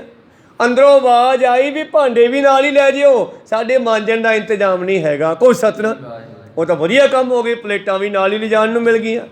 ਤੁਰ ਪਏ ਘਰਾਂ ਨੂੰ, ਕੋਈ ਐਸ ਗਲੀ, ਕੋਈ ਉਸ ਗਲੀ, ਕੋਈ ਉਸ ਗਲੀ। ਜਿੱਧਰ ਕਬੀਰ ਸਾਹਿਬ ਬੈਠੇ ਸੀ ਉੱਧਰ ਵੀ 2-4 ਜਾ ਰਹੇ ਆ, ਧੰਨ ਕਬੀਰ, ਧੰਨ ਕਬੀਰ, ਧੰਨ ਕਬੀਰ ਕਰਦੇ।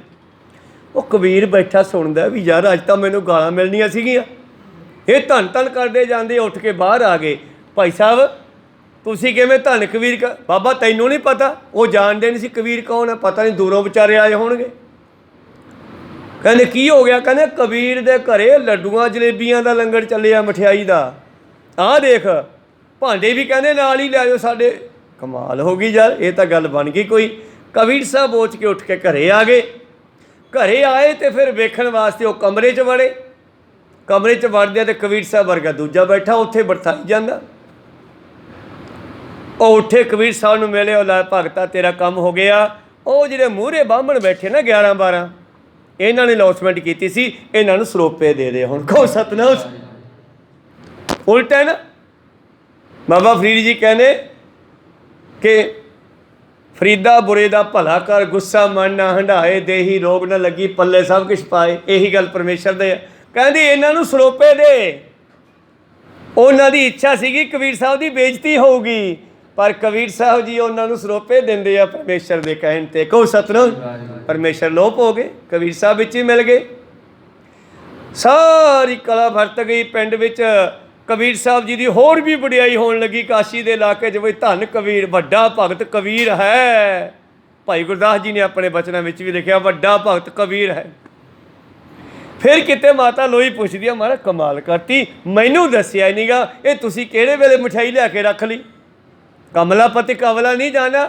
ਲక్ష్ਮੀ ਨੂੰ ਪਰਮੇਸ਼ਰ ਦੀ ਸਮਝ ਨਹੀਂ ਆਈ ਤੇ ਲੋਈ ਨੂੰ ਕਬੀਰ ਦੀ ਸਮਝ ਨਹੀਂ ਆਈ। ਕਹੋ ਸਤਨਾਮ। ਇਹ ਤੁਸੀਂ ਕਿਹੜੇ ਵੇਲੇ ਮਿਠਾਈ ਲਿਆ ਕੇ ਰੱਖ ਲਈ? ਉਹ ਕਹਿੰਦਾ ਮੈਂ ਕਾਹਨੂੰ ਲਿਆਂਦੀ ਆ, ਉਹ ਤਾਂ ਸੱਚ ਬੋਲਦੇ ਆ। ਨਹੀਂ ਨਹੀਂ, ਤੁਸੀਂ ਸਾਡੋਂ ਬਿਨਾਂ ਦੱਸੇ ਤੁਸੀਂ ਇੰਤਜ਼ਾਮ ਕਰਤਾ ਸਾਰਾ, ਕਮਾਲ ਹੀ ਹੋ ਗਈ। ਕਹਿੰਦੇ ਨਹੀਂ ਲੋਈ, ਨਾ ਹਮ ਕੀਆ ਨਾ ਕਰਾਂਗੇ, ਨਾ ਕਰ ਸਕੇ ਸਰੀਰ, ਜੋ ਕੁਛ ਕੀਆ ਸੋ ਹਰ ਕੀਆ, ਭਇਓ ਕਬੀਰ ਕਬੀਰ। ਮੇਰੇ ਨਾਂ ਦਾ ਤਾਂ ਐਵੇਂ ਰੌਲੇ ਪੈ ਗਿਆ, ਇਹ ਕੰਮ ਤਾਂ ਪਰਮੇਸ਼ਰ ਕਰ ਗਿਆ। ਮੈਂ ਨਾ ਹੀ ਪ੍ਰਭ ਸਭ ਕੁਛ ਤੇਰਾ, ਈਗੈ ਨਿਰਗੁਣ ਉਗੈ ਸਰਗੁਣ, ਕੇਲ ਕਰਤ ਵਿਸਵਾਮੀ ਮੇਰਾ। ਕੇਲ ਕਲੋਲਾਂ ਖੇਡਾਂ ਸਾਰਿਆਂ ਵਿੱਚ ਉਹੀ ਕਰਦਾ ਫਿਰਦਾ ਹੈ। ਸੋ ਪਈ ਪੁਨ ਇਕਤਾ ਜਪ ਜੀ ਮੈਂ ਕਹੀ, ਸੋ ਮੈਂ ਕਰੋ ਸੁਨਾਵਨ ਸਹੀ। ਜਪਜੀ ਸਾਹਿਬ ਵਿੱਚ ਇਸ ਵਿਸ਼ੇ ਤੇ ਹੋਰ ਵੀ ਬਹੁਤ ਕੁਝ ਲਿਖਿਆ, ਮੈਂ ਦੱਸਣਾ ਕਰਾਂਗਾ। ਜੀਵ ਈਸ਼ ਇੱਕ ਬ੍ਰਹਮ ਸਰੂਪ, ਸਭ ਵਿਦ ਕੀਨ ਅਭੇਦ ਅਨੂਪ। ਜੀਵ ਤੇ ਈਸ਼ਵਰ ਇੱਕੋ ਹੀ ਹੈ, ਇਹ ਦੋ ਨਹੀਂ ਹੈ, ਬਸ ਇਹ 'ਚ ਫਰਕ ਪੈ ਗਿਆ ਇੱਕ। ਸਲਾਹੀ ਸਲਾਹਾ ਇਤੀ ਸੁਰਤ ਨਾ ਪਾਇਆ।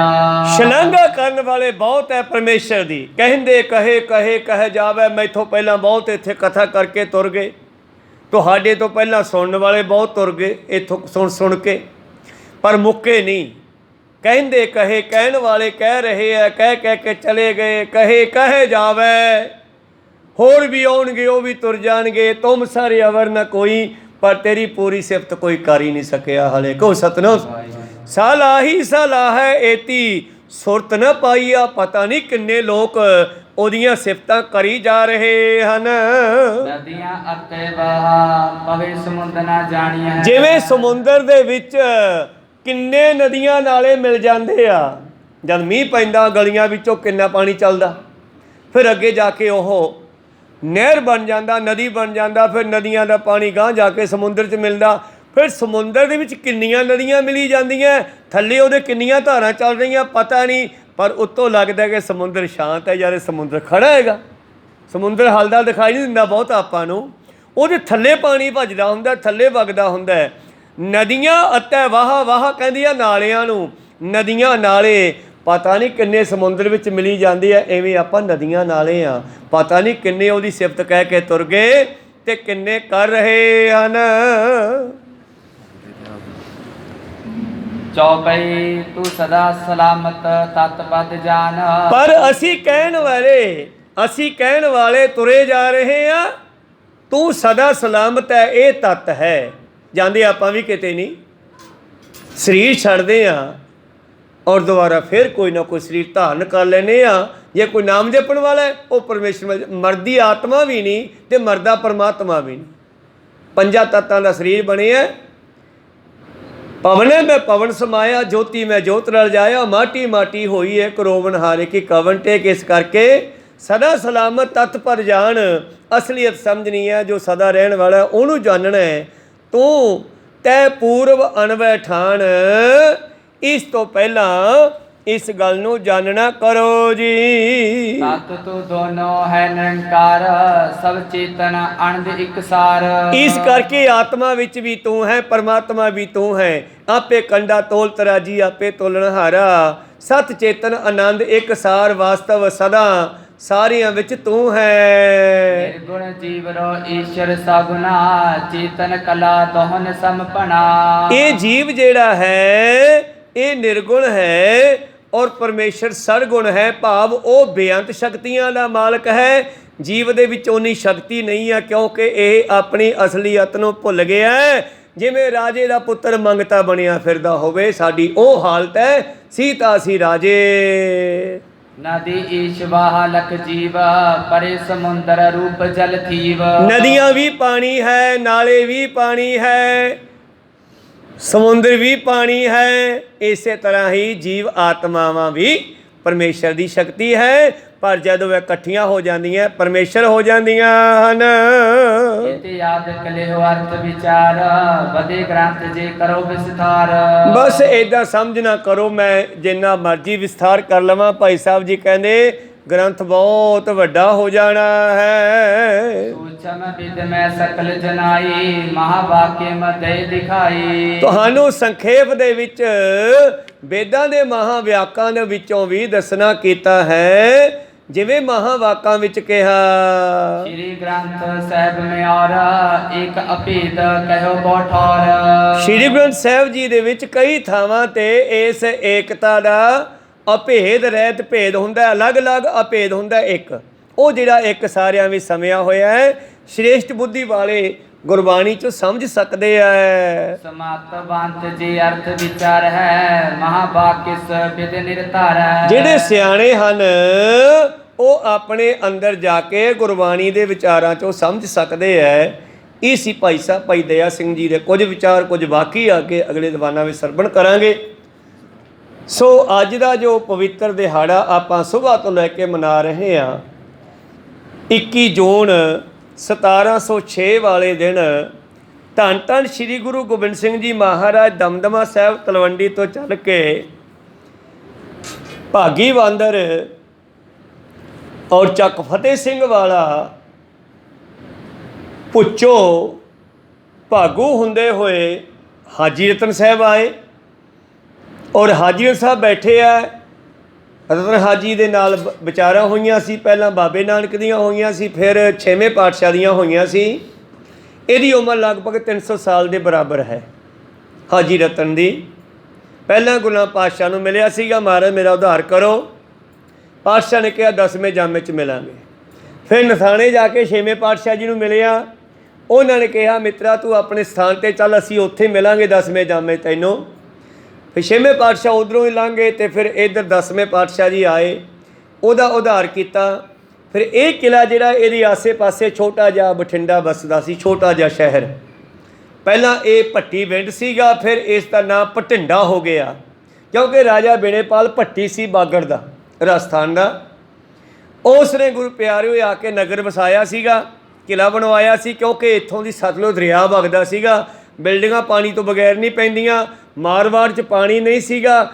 ਇੱਥੇ ਉਸ ਨੂੰ ਇਹ ਧਰਮ ਧਰਤੀ ਲੱਗੀ, ਕਿਉਂਕਿ ਉਹਨੇ ਇੱਕ ਬੱਕਰੀ ਨੂੰ ਆਪਣੇ ਮੇਮਣੇ ਬਚਾਉਣ ਵਾਸਤੇ ਬਘਿਆੜ ਨਾਲ ਲੜਦੀ ਵੀ ਦੇਖਿਆ ਜੰਗਲ ਦੇ ਵਿੱਚ। ਕਹੋ ਸਤਨਾਮ। ਤਾਂ ਉਹਨੇ ਸੋਚਿਆ ਇਹ ਧਰਮ ਧਰਤੀ ਆ, ਕਿਉਂ ਨਾ ਇੱਥੇ ਆਪਾਂ ਨਗਰ ਵਸਾ ਲਈਏ। ਉਹਨੇ ਇੱਕ ਕਿਲ੍ਹਾ ਬਣਵਾਇਆ। ਸੰਨ 200 ਦੇ ਆਸੇ ਪਾਸੇ ਕਿਲ੍ਹਾ ਬਣਿਆ। ਉਸ ਤੋਂ ਬਾਅਦ ਬਹੁਤ ਇਸ 'ਤੇ ਰਾਜ ਕੀਤਾ, ਦੁਨੀਆ ਆਈ ਗਈ। 10ਵੇਂ ਪਾਤਸ਼ਾਹ ਜੀ ਦਾ ਸਮਾਂ ਆਇਆ ਤਾਂ ਬਠਿੰਡੇ ਵਾਲਿਆਂ ਨੂੰ ਪਤਾ ਲੱਗਿਆ, ਬਠਿੰਡੇ ਤੋਂ ਬਠਿੰਡਾ ਹੋ ਗਿਆ, ਫਿਰ ਇਹ ਹੁਣ ਇਹ ਦੁਗਾ ਨਹੀਂ ਵਿਗੜੂਗਾ। ਤਾਂ ਫਿਰ ਇੱਥੋਂ ਵਾਲੇ ਜਿਹੜੇ ਨਗਰ ਨਿਵਾਸੀ ਸੀ ਉਹ ਗਏ ਜੰਗਲ ਦੇ ਵਿੱਚ ਹਾਜ਼ਰ ਦੀ ਸਮਾਧ ਕੋਲੇ ਜਿੱਥੇ ਪਾਤਸ਼ਾਹ ਬੈਠੇ ਸਨ। ਪਾਤਸ਼ਾਹ ਜੀ ਨੂੰ ਬੇਨਤੀ ਕੀਤੀ, ਮਹਾਰਾਜ ਤੁਸੀਂ ਨਗਰ ਵਿੱਚ ਚਰਨ ਪਾਓ। ਬਾਰ-ਬਾਰ ਆ ਕੇ ਬੈਠ ਗਏ। ਪਾਤਸ਼ਾਹ ਕਹਿੰਦੇ ਮੈਂ ਤਾਂ ਜਮਾਂ ਵਿਚਾਲੇ ਹੋ ਕੇ ਬੈਠਾ ਸੀ ਭਾਈ। ਤੇ ਅੱਜ ਪਾਤਸ਼ਾਹ ਦਾ ਬਚਨ ਪ੍ਰਤੱਖ ਹੈ ਕਿ ਹਾਜੀ ਰਤਨ ਗੁਰਦੁਆਰਾ ਜਿਹੜਾ ਹੈ ਸ਼ਹਿਰ ਇੰਨਾ ਆਸੇ-ਪਾਸੇ ਫੈਲ ਗਿਆ, ਉਹ ਸੈਂਟਰ ਵਿੱਚ ਆ ਗਿਆ। ਕੋ ਸਤਨਾਮ। ਪਾਤਸ਼ਾਹ ਇੱਥੇ ਆਏ, ਪਿੰਡ ਵਾਲੇ ਨੇ ਪੁੱਛਿਆ ਵੀ ਕੀ ਤਕਲੀਫ ਹੈ। ਕਹਿੰਦੇ ਜੀ ਸਾਡੇ ਘਰ ਢਹਿ ਜਾਂਦੇ ਹੈ, ਸਾਡੀਆਂ ਫਸਲਾਂ ਖਰਾਬ ਹੋ ਜਾਂਦੀਆਂ, ਸਾਡੇ ਪਸ਼ੂਆਂ ਨੂੰ ਇੱਥੇ ਪਤਾ ਨਹੀਂ ਕਿਲੇ 'ਚ ਕੀ ਦਿਓ ਰਹਿੰਦਾ, ਉਹ ਖਾ ਜਾਂਦਾ। ਮਾਰੇ ਕਿਰਪਾ ਕਰੋ ਉਹਨੂੰ ਕੱਢੋ। ਕਹਿੰਦੇ ਚਲੋ ਕਿਲਾ ਦੇਖਦੇ ਹਾਂ। ਕਿਲੇ 'ਚ ਆਏ, ਆਸੇ ਪਾਸੇ ਦੇਖਿਆ, ਕਹਿੰਦੇ ਵੀ ਉਹ ਮਾਸ ਖਾਂਦਾ ਹੈ, ਅਤੇ ਇਸ ਕਰਕੇ ਆਪਾਂ ਉਹਦੇ ਵਾਸਤੇ ਇੰਤਜ਼ਾਮ ਕਰੀਏ। ਅਤੇ ਸਾਡਾ ਇੱਕ ਸਿੱਖ ਹੈ ਭਟਕਿਆ ਹੋਇਆ 6ਵੇਂ ਜਾਮੇ ਤੋਂ, ਉਹ ਝੋਟਾ ਬਣਿਆ ਹੋਇਆ, ਨੱਤ ਵਗੈਰਾ ਛੱਪੜ 'ਚ ਰਹਿੰਦਾ, ਕਿਸੇ ਨੂੰ ਉੱਥੇ ਖਾਣੇ ਦਾ ਬੜਾ ਹੰਕਾਰੀ ਹੈ, ਔਰ ਉਸ ਦਾ ਵੀ ਉਧਾਰ ਕਰਨਾ। ਜਾਓ ਮਲਾਗਰ ਸਿੰਘ ਉਹਨੂੰ ਝੋਟੇ ਨੂੰ ਲੈ ਕੇ ਆਓ। ਪੰਜ ਸਿੰਘ ਗਏ। ਪਾਤਸ਼ਾਹ ਕਹਿੰਦੇ ਇੱਦਾਂ ਨਹੀਂ ਆਉਣ ਵਾਲਾ, ਉਹ ਸਾਡੀ ਚਿੱਠੀ ਲੈ ਜਾਓ, ਉਹਦੇ ਸਾਹਮਣੇ ਕਰਕੇ ਕਹੋ ਵੀ ਜਾ ਮੈਂ ਖਾਸਿਆ ਤੈਨੂੰ ਪਾਤਸ਼ਾਹ ਨੇ ਸੱਦਿਆ, ਫਿਰ ਆਵੇਗਾ। ਇੱਦਾਂ ਜਾ ਕੇ ਸਿੰਘਾਂ ਨੇ ਕਿਹਾ। ਉਦੋਂ ਪਹਿਲਾਂ ਸੱਥ ਵਿੱਚ ਬੈਠੇ ਲੋਕਾਂ ਨੂੰ ਪੁੱਛਿਆ ਬਈ ਇੱਥੇ ਕੋਈ ਝੋਟਾ ਰਹਿੰਦਾ। ਸੋਚਿਆ ਵੀ ਨਿਹੰਗਾ ਨੀਲੇ ਬਾਣਿਆਂ ਵਾਲੇ ਅਤੇ ਨਾਲੇ ਚੋਲੇ ਵੇਖ ਕੇ ਝੋਟਾ ਇਹਨਾਂ ਦੇ ਮਗਰ ਪੈ ਜੂ, ਹਰੇਕ ਦੇ ਮਗਰ ਪੈਂਦਾ ਸੀਗਾ। ਪਰ ਹੋਇਆ ਇਹਦੀ ਉਲਟ। ਜਦੋਂ ਜਾ ਕੇ ਸੁਨੇਹਾ ਦਿੱਤਾ ਵੀ ਗੁਰੂ ਗੋਬਿੰਦ ਸਿੰਘ ਸੱਦਿਆ, ਅਤੇ ਉਹ ਮੂਹਰੇ ਤੁਰ ਪਿਆ। ਫਿਰ ਉਹਨਾਂ ਨੇ ਆ ਕੇ ਮਾਫੀਆਂ ਮੰਗੀਆਂ। ਉਹ 40-50 ਜਣੇ ਆਏ ਸੀਗੇ। ਪਾਤਸ਼ਾਹ ਨੂੰ ਕਹਿੰਦੇ ਸਾਥੋਂ ਗਲਤੀ ਹੋ ਗਈ, ਮਜ਼ਾਕ ਕੀਤਾ ਸਿੰਘਾਂ ਨੂੰ ਤੁਹਾਡਿਆਂ ਨੂੰ। ਕਹਿੰਦੇ ਤੁਸੀਂ ਜਿੰਨੇ ਕੁ ਆਏ ਹੋ ਇੰਨੇ ਕੀ ਰਹੋਗੇ, ਕਿਤੇ ਹੋਰ ਜਾ ਕੇ ਵਸੋਗੇ ਤਾਂ ਵਧੋ ਫੁੱਲੋਗੇ। ਫਿਰ ਲੋਕਾਂ ਨੇ ਥੋੜ੍ਹਾ ਪਿੰਡ ਜਿਹੜਾ ਹੱਦ ਤੋਂ ਪਿੱਛੇ ਜਾ ਕੇ ਨਵਾਂ ਪਿੰਡ ਬੰਨ੍ਹਿਆ ਸੀ, ਉਹਨਾਂ ਨੇ ਜਾ ਕੇ ਗੁਰੂ ਸਾਹਿਬ ਦੇ ਬਚਨ ਟੱਲ ਹੈ। ਖੈਰ ਮਲਾਗਰ ਸਿੰਘ ਨੂੰ ਹੁਕਮ ਦਿੱਤਾ ਉੱਪਰ ਲਿਜਾ ਕੇ ਬਈ ਇਹਨੂੰ ਝਟਕਾਉਣਾ, ਇੱਕੋ ਤਲਵਾਰ ਦੇ ਨਾਲ ਦੁਬਾਰੇ ਨਾ ਮਾਰਨੀ ਪਵੇ। ਮਲਾਗਰ ਸਿੰਘ ਨੇ ਤਲਵਾਰ ਝਟਕਾਇਆ ਤਾਂ ਉਹਦੀ ਬਦਬੂ ਜਦ ਫੈਲੀ ਅਤੇ ਦਿਓ ਜਿੱਥੇ ਕਿਤੇ ਕਿਲੇ 'ਚ ਲੁਕਿਆ ਸੀ ਨਿਕਲ ਕੇ ਉੱਥੇ ਪਹੁੰਚ ਗਿਆ। ਪਾਤਸ਼ਾਹ ਕਹਿੰਦੇ ਵੀ ਤੂੰ ਇੱਥੇ ਕੀ ਕਰਦਾ? ਕਹਿੰਦਾ ਮੈਂ ਤਾਂ ਇੱਥੇ ਹੀ ਰਹਿਣਾ ਜੀ। ਕਿਦਣ ਦਾ? ਕਦੋਂ ਕਦਾ? ਜਿਉਂ ਦਾ ਸਾਨੂੰ ਗੋਇੰਦਵਾਲ 'ਚੋਂ ਕੱਢਿਆ ਤੀਜੇ ਪਾਤਸ਼ਾਹ ਨੇ। ਪਾਤਸ਼ਾਹ ਕਹਿੰਦੇ ਫਿਰ ਸਾਡਾ ਮਾਲਵਾ, ਅਸੀਂ ਇਹਨੂੰ ਮਾਲੋ ਮਾਲ ਕਰਨਾ ਹੈ, ਤੂੰ ਹੁਣ ਇੱਥੋਂ ਚਲਿਆ ਜਾ। ਕਹਿਣ ਲੱਗਿਆ ਜੀ ਮੈਂ ਕਿੱਥੇ ਜਾਵਾਂ? ਕਹਿੰਦੇ ਤੂੰ ਲੋਕਾਂ ਨੂੰ ਤੰਗ ਕਰਦਾ। ਕਹਿੰਦਾ ਮੈਂ ਭੁੱਖਾ ਮਰਦਾ, ਮੇਰੀ ਭੁੱਖ ਨਹੀਂ ਪੂਰੀ ਹੁੰਦੀ, ਅਤੇ ਮੈਂ ਇਸ ਕਰਕੇ ਫਿਰ ਮੈਂ ਖਾਣਾ ਪੀਣਾ ਤਾਂ ਹੈਗਾ ਹੀ ਆ। ਕਹਿੰਦੇ ਤੂੰ ਆਹ ਖਾ ਪੀ ਲੈ ਅਤੇ ਇੱਥੋਂ ਚਲਿਆ ਜਾ। ਇਸ ਤਰ੍ਹਾਂ ਉਸ ਦਿਓ ਨੂੰ ਇੱਥੋਂ ਭੇਜਿਆ ਸਰਹੰਦ ਵੱਲ। ਸਾਡਾ ਬੰਦਾ ਆਵੇਗਾ, ਉਹਦੀ ਮਦਦ ਕਰੀ। ਹੁਣ ਵੀ ਗੁਰੂ ਪਿਆਰਿਓ ਉਹ ਜਿਹੜਾ ਹੈ ਰੂਹ ਉਹ ਘੁੰਮ ਰਹੀ ਹੈ, ਕਦੇ ਕਦੇ ਝੱਖੜ ਦੇ ਰੂਪ 'ਚ ਇੱਥੇ ਵੀ ਗੇੜਾ ਮਾਰ ਜਾਂਦਾ। ਕੋਈ ਸਤਨਾਮ। ਅਤੇ ਇਸ ਤਰ੍ਹਾਂ ਉਸਨੇ ਬੰਦਾ ਸਿੰਘ ਬਹਾਦਰ ਦੀ ਮਦਦ ਕੀਤੀ। ਸਰਹੰਦ ਢਾਹੀ, ਕੇਵਲ ਸਾਹਿਬਜ਼ਾਦਿਆਂ ਵਾਲੀਆਂ ਕੰਧਾਂ ਰੱਖੀਆਂ ਨਿਸ਼ਾਨੀ ਵਾਸਤੇ, ਸਾਰੀ ਸਰਹੰਦ ਨੇਸਤੋ ਨਬੂਦ ਕਰ ਦਿੱਤੀ। ਉਸ ਤੋਂ ਬਾਅਦ ਖੈਰ ਇੱਧਰ ਗੁਰੂ ਸਾਹਿਬ ਜੀ ਨੇ ਫਿਰ ਜਿਹੜਾ ਉਹ ਝੋਟੇ ਵਿੱਚ ਸੀਗਾ ਸਿੱਖ, ਉਹ ਸ਼ਹੀਦ ਸਿੱਖ ਸੀਗਾ, ਉਹ ਸ਼ਹੀਦ ਦੀ ਇੱਥੇ ਡਿਊਟੀ ਲਾਈ ਹੋਈ ਹੈ ਉੱਪਰ ਕਿ ਤੂੰ ਇੱਥੇ ਨਿਗਾਹ ਰੱਖਣੀ ਹੈ। ਇਹ ਬਠਿੰਡਾ ਮੇਰਾ, ਇਹ ਮਾਲਵਾ ਹੈ, ਇਹਨੂੰ ਮਾਲੋ ਮਾਲ ਕਰਾਂਗੇ ਅਤੇ ਤੂੰ ਇੱਥੇ ਪਹਿਰਾ ਦੇ। ਹੁਣ ਇਸ ਕਿਲੇ ਵਿੱਚ ਕੋਈ ਭੂਤ ਪ੍ਰੇਤ ਨਹੀਂ ਆਉਣਾ ਚਾਹੀਦਾ। ਕੋਈ ਸਤਨਾਮ। ਅੱਜ ਤੋਂ ਬਾਅਦ ਇੱਥੇ ਤੇਰਾ ਪਹਿਰਾ ਹੈ। ਇਸੇ ਕਰਕੇ ਉੱਪਰਲੇ ਸਥਾਨ 'ਤੇ ਨਾ ਉਹ ਸ਼ਹੀਦ ਸਿੱਖ ਦਾ ਪਹਿਰਾ ਹੈ ਜਿਹੜਾ ਉਹ ਝੋਟੇ ਦੇ ਵਿੱਚੋਂ ਕੱਢਿਆ। ਕੋਈ ਸਤਨਾਮ। ਔਰ ਝੋਟਾ ਜਿਹੜਾ ਬਚਿਆ ਉੱਥੇ ਕਿਤੇ ਦਫਨਾਇਆ ਗਿਆ। ਕਹਿੰਦੇ ਉਹਦਾ ਸਿਰ ਸੀਗਾ ਜਿਹੜਾ ਉਸੇ ਤਰ੍ਹਾਂ ਨੱਪਿਆ ਗਿਆ ਧਰਤੀ ਦੇ ਵਿੱਚ, ਕੱਪੜੇ ਆਦਿ ਪਾ ਕਰਕੇ। ਇਸ ਤਰ੍ਹਾਂ ਪਾਤਸ਼ਾਹ ਨੇ ਇੱਥੇ ਬਹੁਤ ਸਾਰੇ ਵਰ ਦਿੱਤੇ। ਵਿਚਾਰਾਂ ਬਹੁਤ ਲੰਮੀਆਂ ਚੌੜੀਆਂ। ਬਹੁਤ ਬਹੁਤ ਧੰਨਵਾਦ ਸਾਰੀਆਂ ਸੰਗਤਾਂ ਨੂੰ ਅੱਜ ਦੇ ਦਿਹਾੜੇ 'ਤੇ ਲੱਖ ਲੱਖ ਵਧਾਈਆਂ। ਉਸ ਤੋਂ ਬਾਅਦ ਪਾਤਸ਼ਾਹ ਨੇ ਇੱਥੇ ਸੰਗਤਾਂ ਦੀ ਬੇਨਤੀ ਸੁਣ ਕੇ ਨਹਿਰਾਂ ਦਾ, ਬਾਗ ਲੱਗਣ ਦਾ, ਕਣਕਾਂ ਆਦਿ ਫਸਲਾਂ ਹੋਣ ਦੇ ਵਰ ਦੇ ਕੇ ਸਾਨੂੰ ਨਵਾਜਿਆ। ਇਹ ਸਾਰੀ ਉਹਨਾਂ ਦੀ ਰਹਿਮਤ ਹੈ ਜੋ ਅੱਜ ਵੀ ਵਰਤ ਰਹੀ ਹੈ। ਆਓ ਇੱਥੇ ਰੋਕਣ ਦੀ ਆਗਿਆ ਬਖਸ਼ੋ। ਬੋਲਦਿਆਂ ਅਨੇਕਾਂ ਅੱਖਰ ਬਾਅਦ ਘਾਟ ਹੋ ਜਾਂਦੇ। ਸਿੱਖ ਸੰਗਤਾਂ ਦੇ ਸਤਿਗੁਰੂ ਬਖਸ਼ਣ ਜੋਗ ਹੈ, ਬਖਸ਼ ਲੈਣਾ ਜੀ। ਸਰਬੱਤ ਸੰਗਤਾਂ ਨੂੰ ਅੱਜ ਦਿਹਾੜੇ ਦੀਆਂ ਲੱਖ ਲੱਖ ਵਧਾਈਆਂ ਹੋਵਣ। ਆਓ ਸਮਾਪਤੀ ਕਰੀਏ। हे अच्युत हे पार ब्रह्म अविनाशी अविनाश, हे पूरन हे सर्व मैं पंचन गुरदास, हे संगी हे निरंकार हे निर्गुण सब टेक, हे गोविंद हे गुण निदान, सदा विवेक, हे अपरंपर हर हरे, बेहो बनहार, हे संत कै सदा संग, आधार, हे ठाकुर हों दासरो, निर्गुण गुण नहीं ਨਹੀਂ ਕੋਏ। ਨਾਨਕ ਦੀਜੈ ਨਾਮ ਦਾਨ ਹੋਏ ਪਰੋਏ। ਆਏ ਪ੍ਰਭ ਸ਼ਰਨਾਗਤੀ ਕਿਰਪਾ ਨਿਤ ਦਿਆਲ। ਏਕ ਅੱਖਰ ਹਰ ਮਨ ਬਸਤ ਨਾਨਕ ਹੋਤ ਨਿਹਾਲ। ਏਕ ਓੰਕਾਰ ਸਤਿਗੁਰ ਇਹ ਪ੍ਰਸਾਦ ਸਚ ਹੋਏ। ਵਾਹਿਗੁਰੂ ਜੀ ਕੀ ਫਤਿਹ ਹੈ। ਵਿਨਾਸ਼ਨ ਸੋਏ। ਵਾਹਿਗੁਰੂ ਜੀ ਕੀ ਫਤਿਹ ਹੈ। ਵਿਨਾਸ਼ਨ ਸੋਏ। ਵਾਹਿਗੁਰੂ ਜੀ ਕਾ ਖਾਲਸਾ ਵਾਹਿਗੁਰੂ ਜੀ ਕੀ ਫਤਿਹ।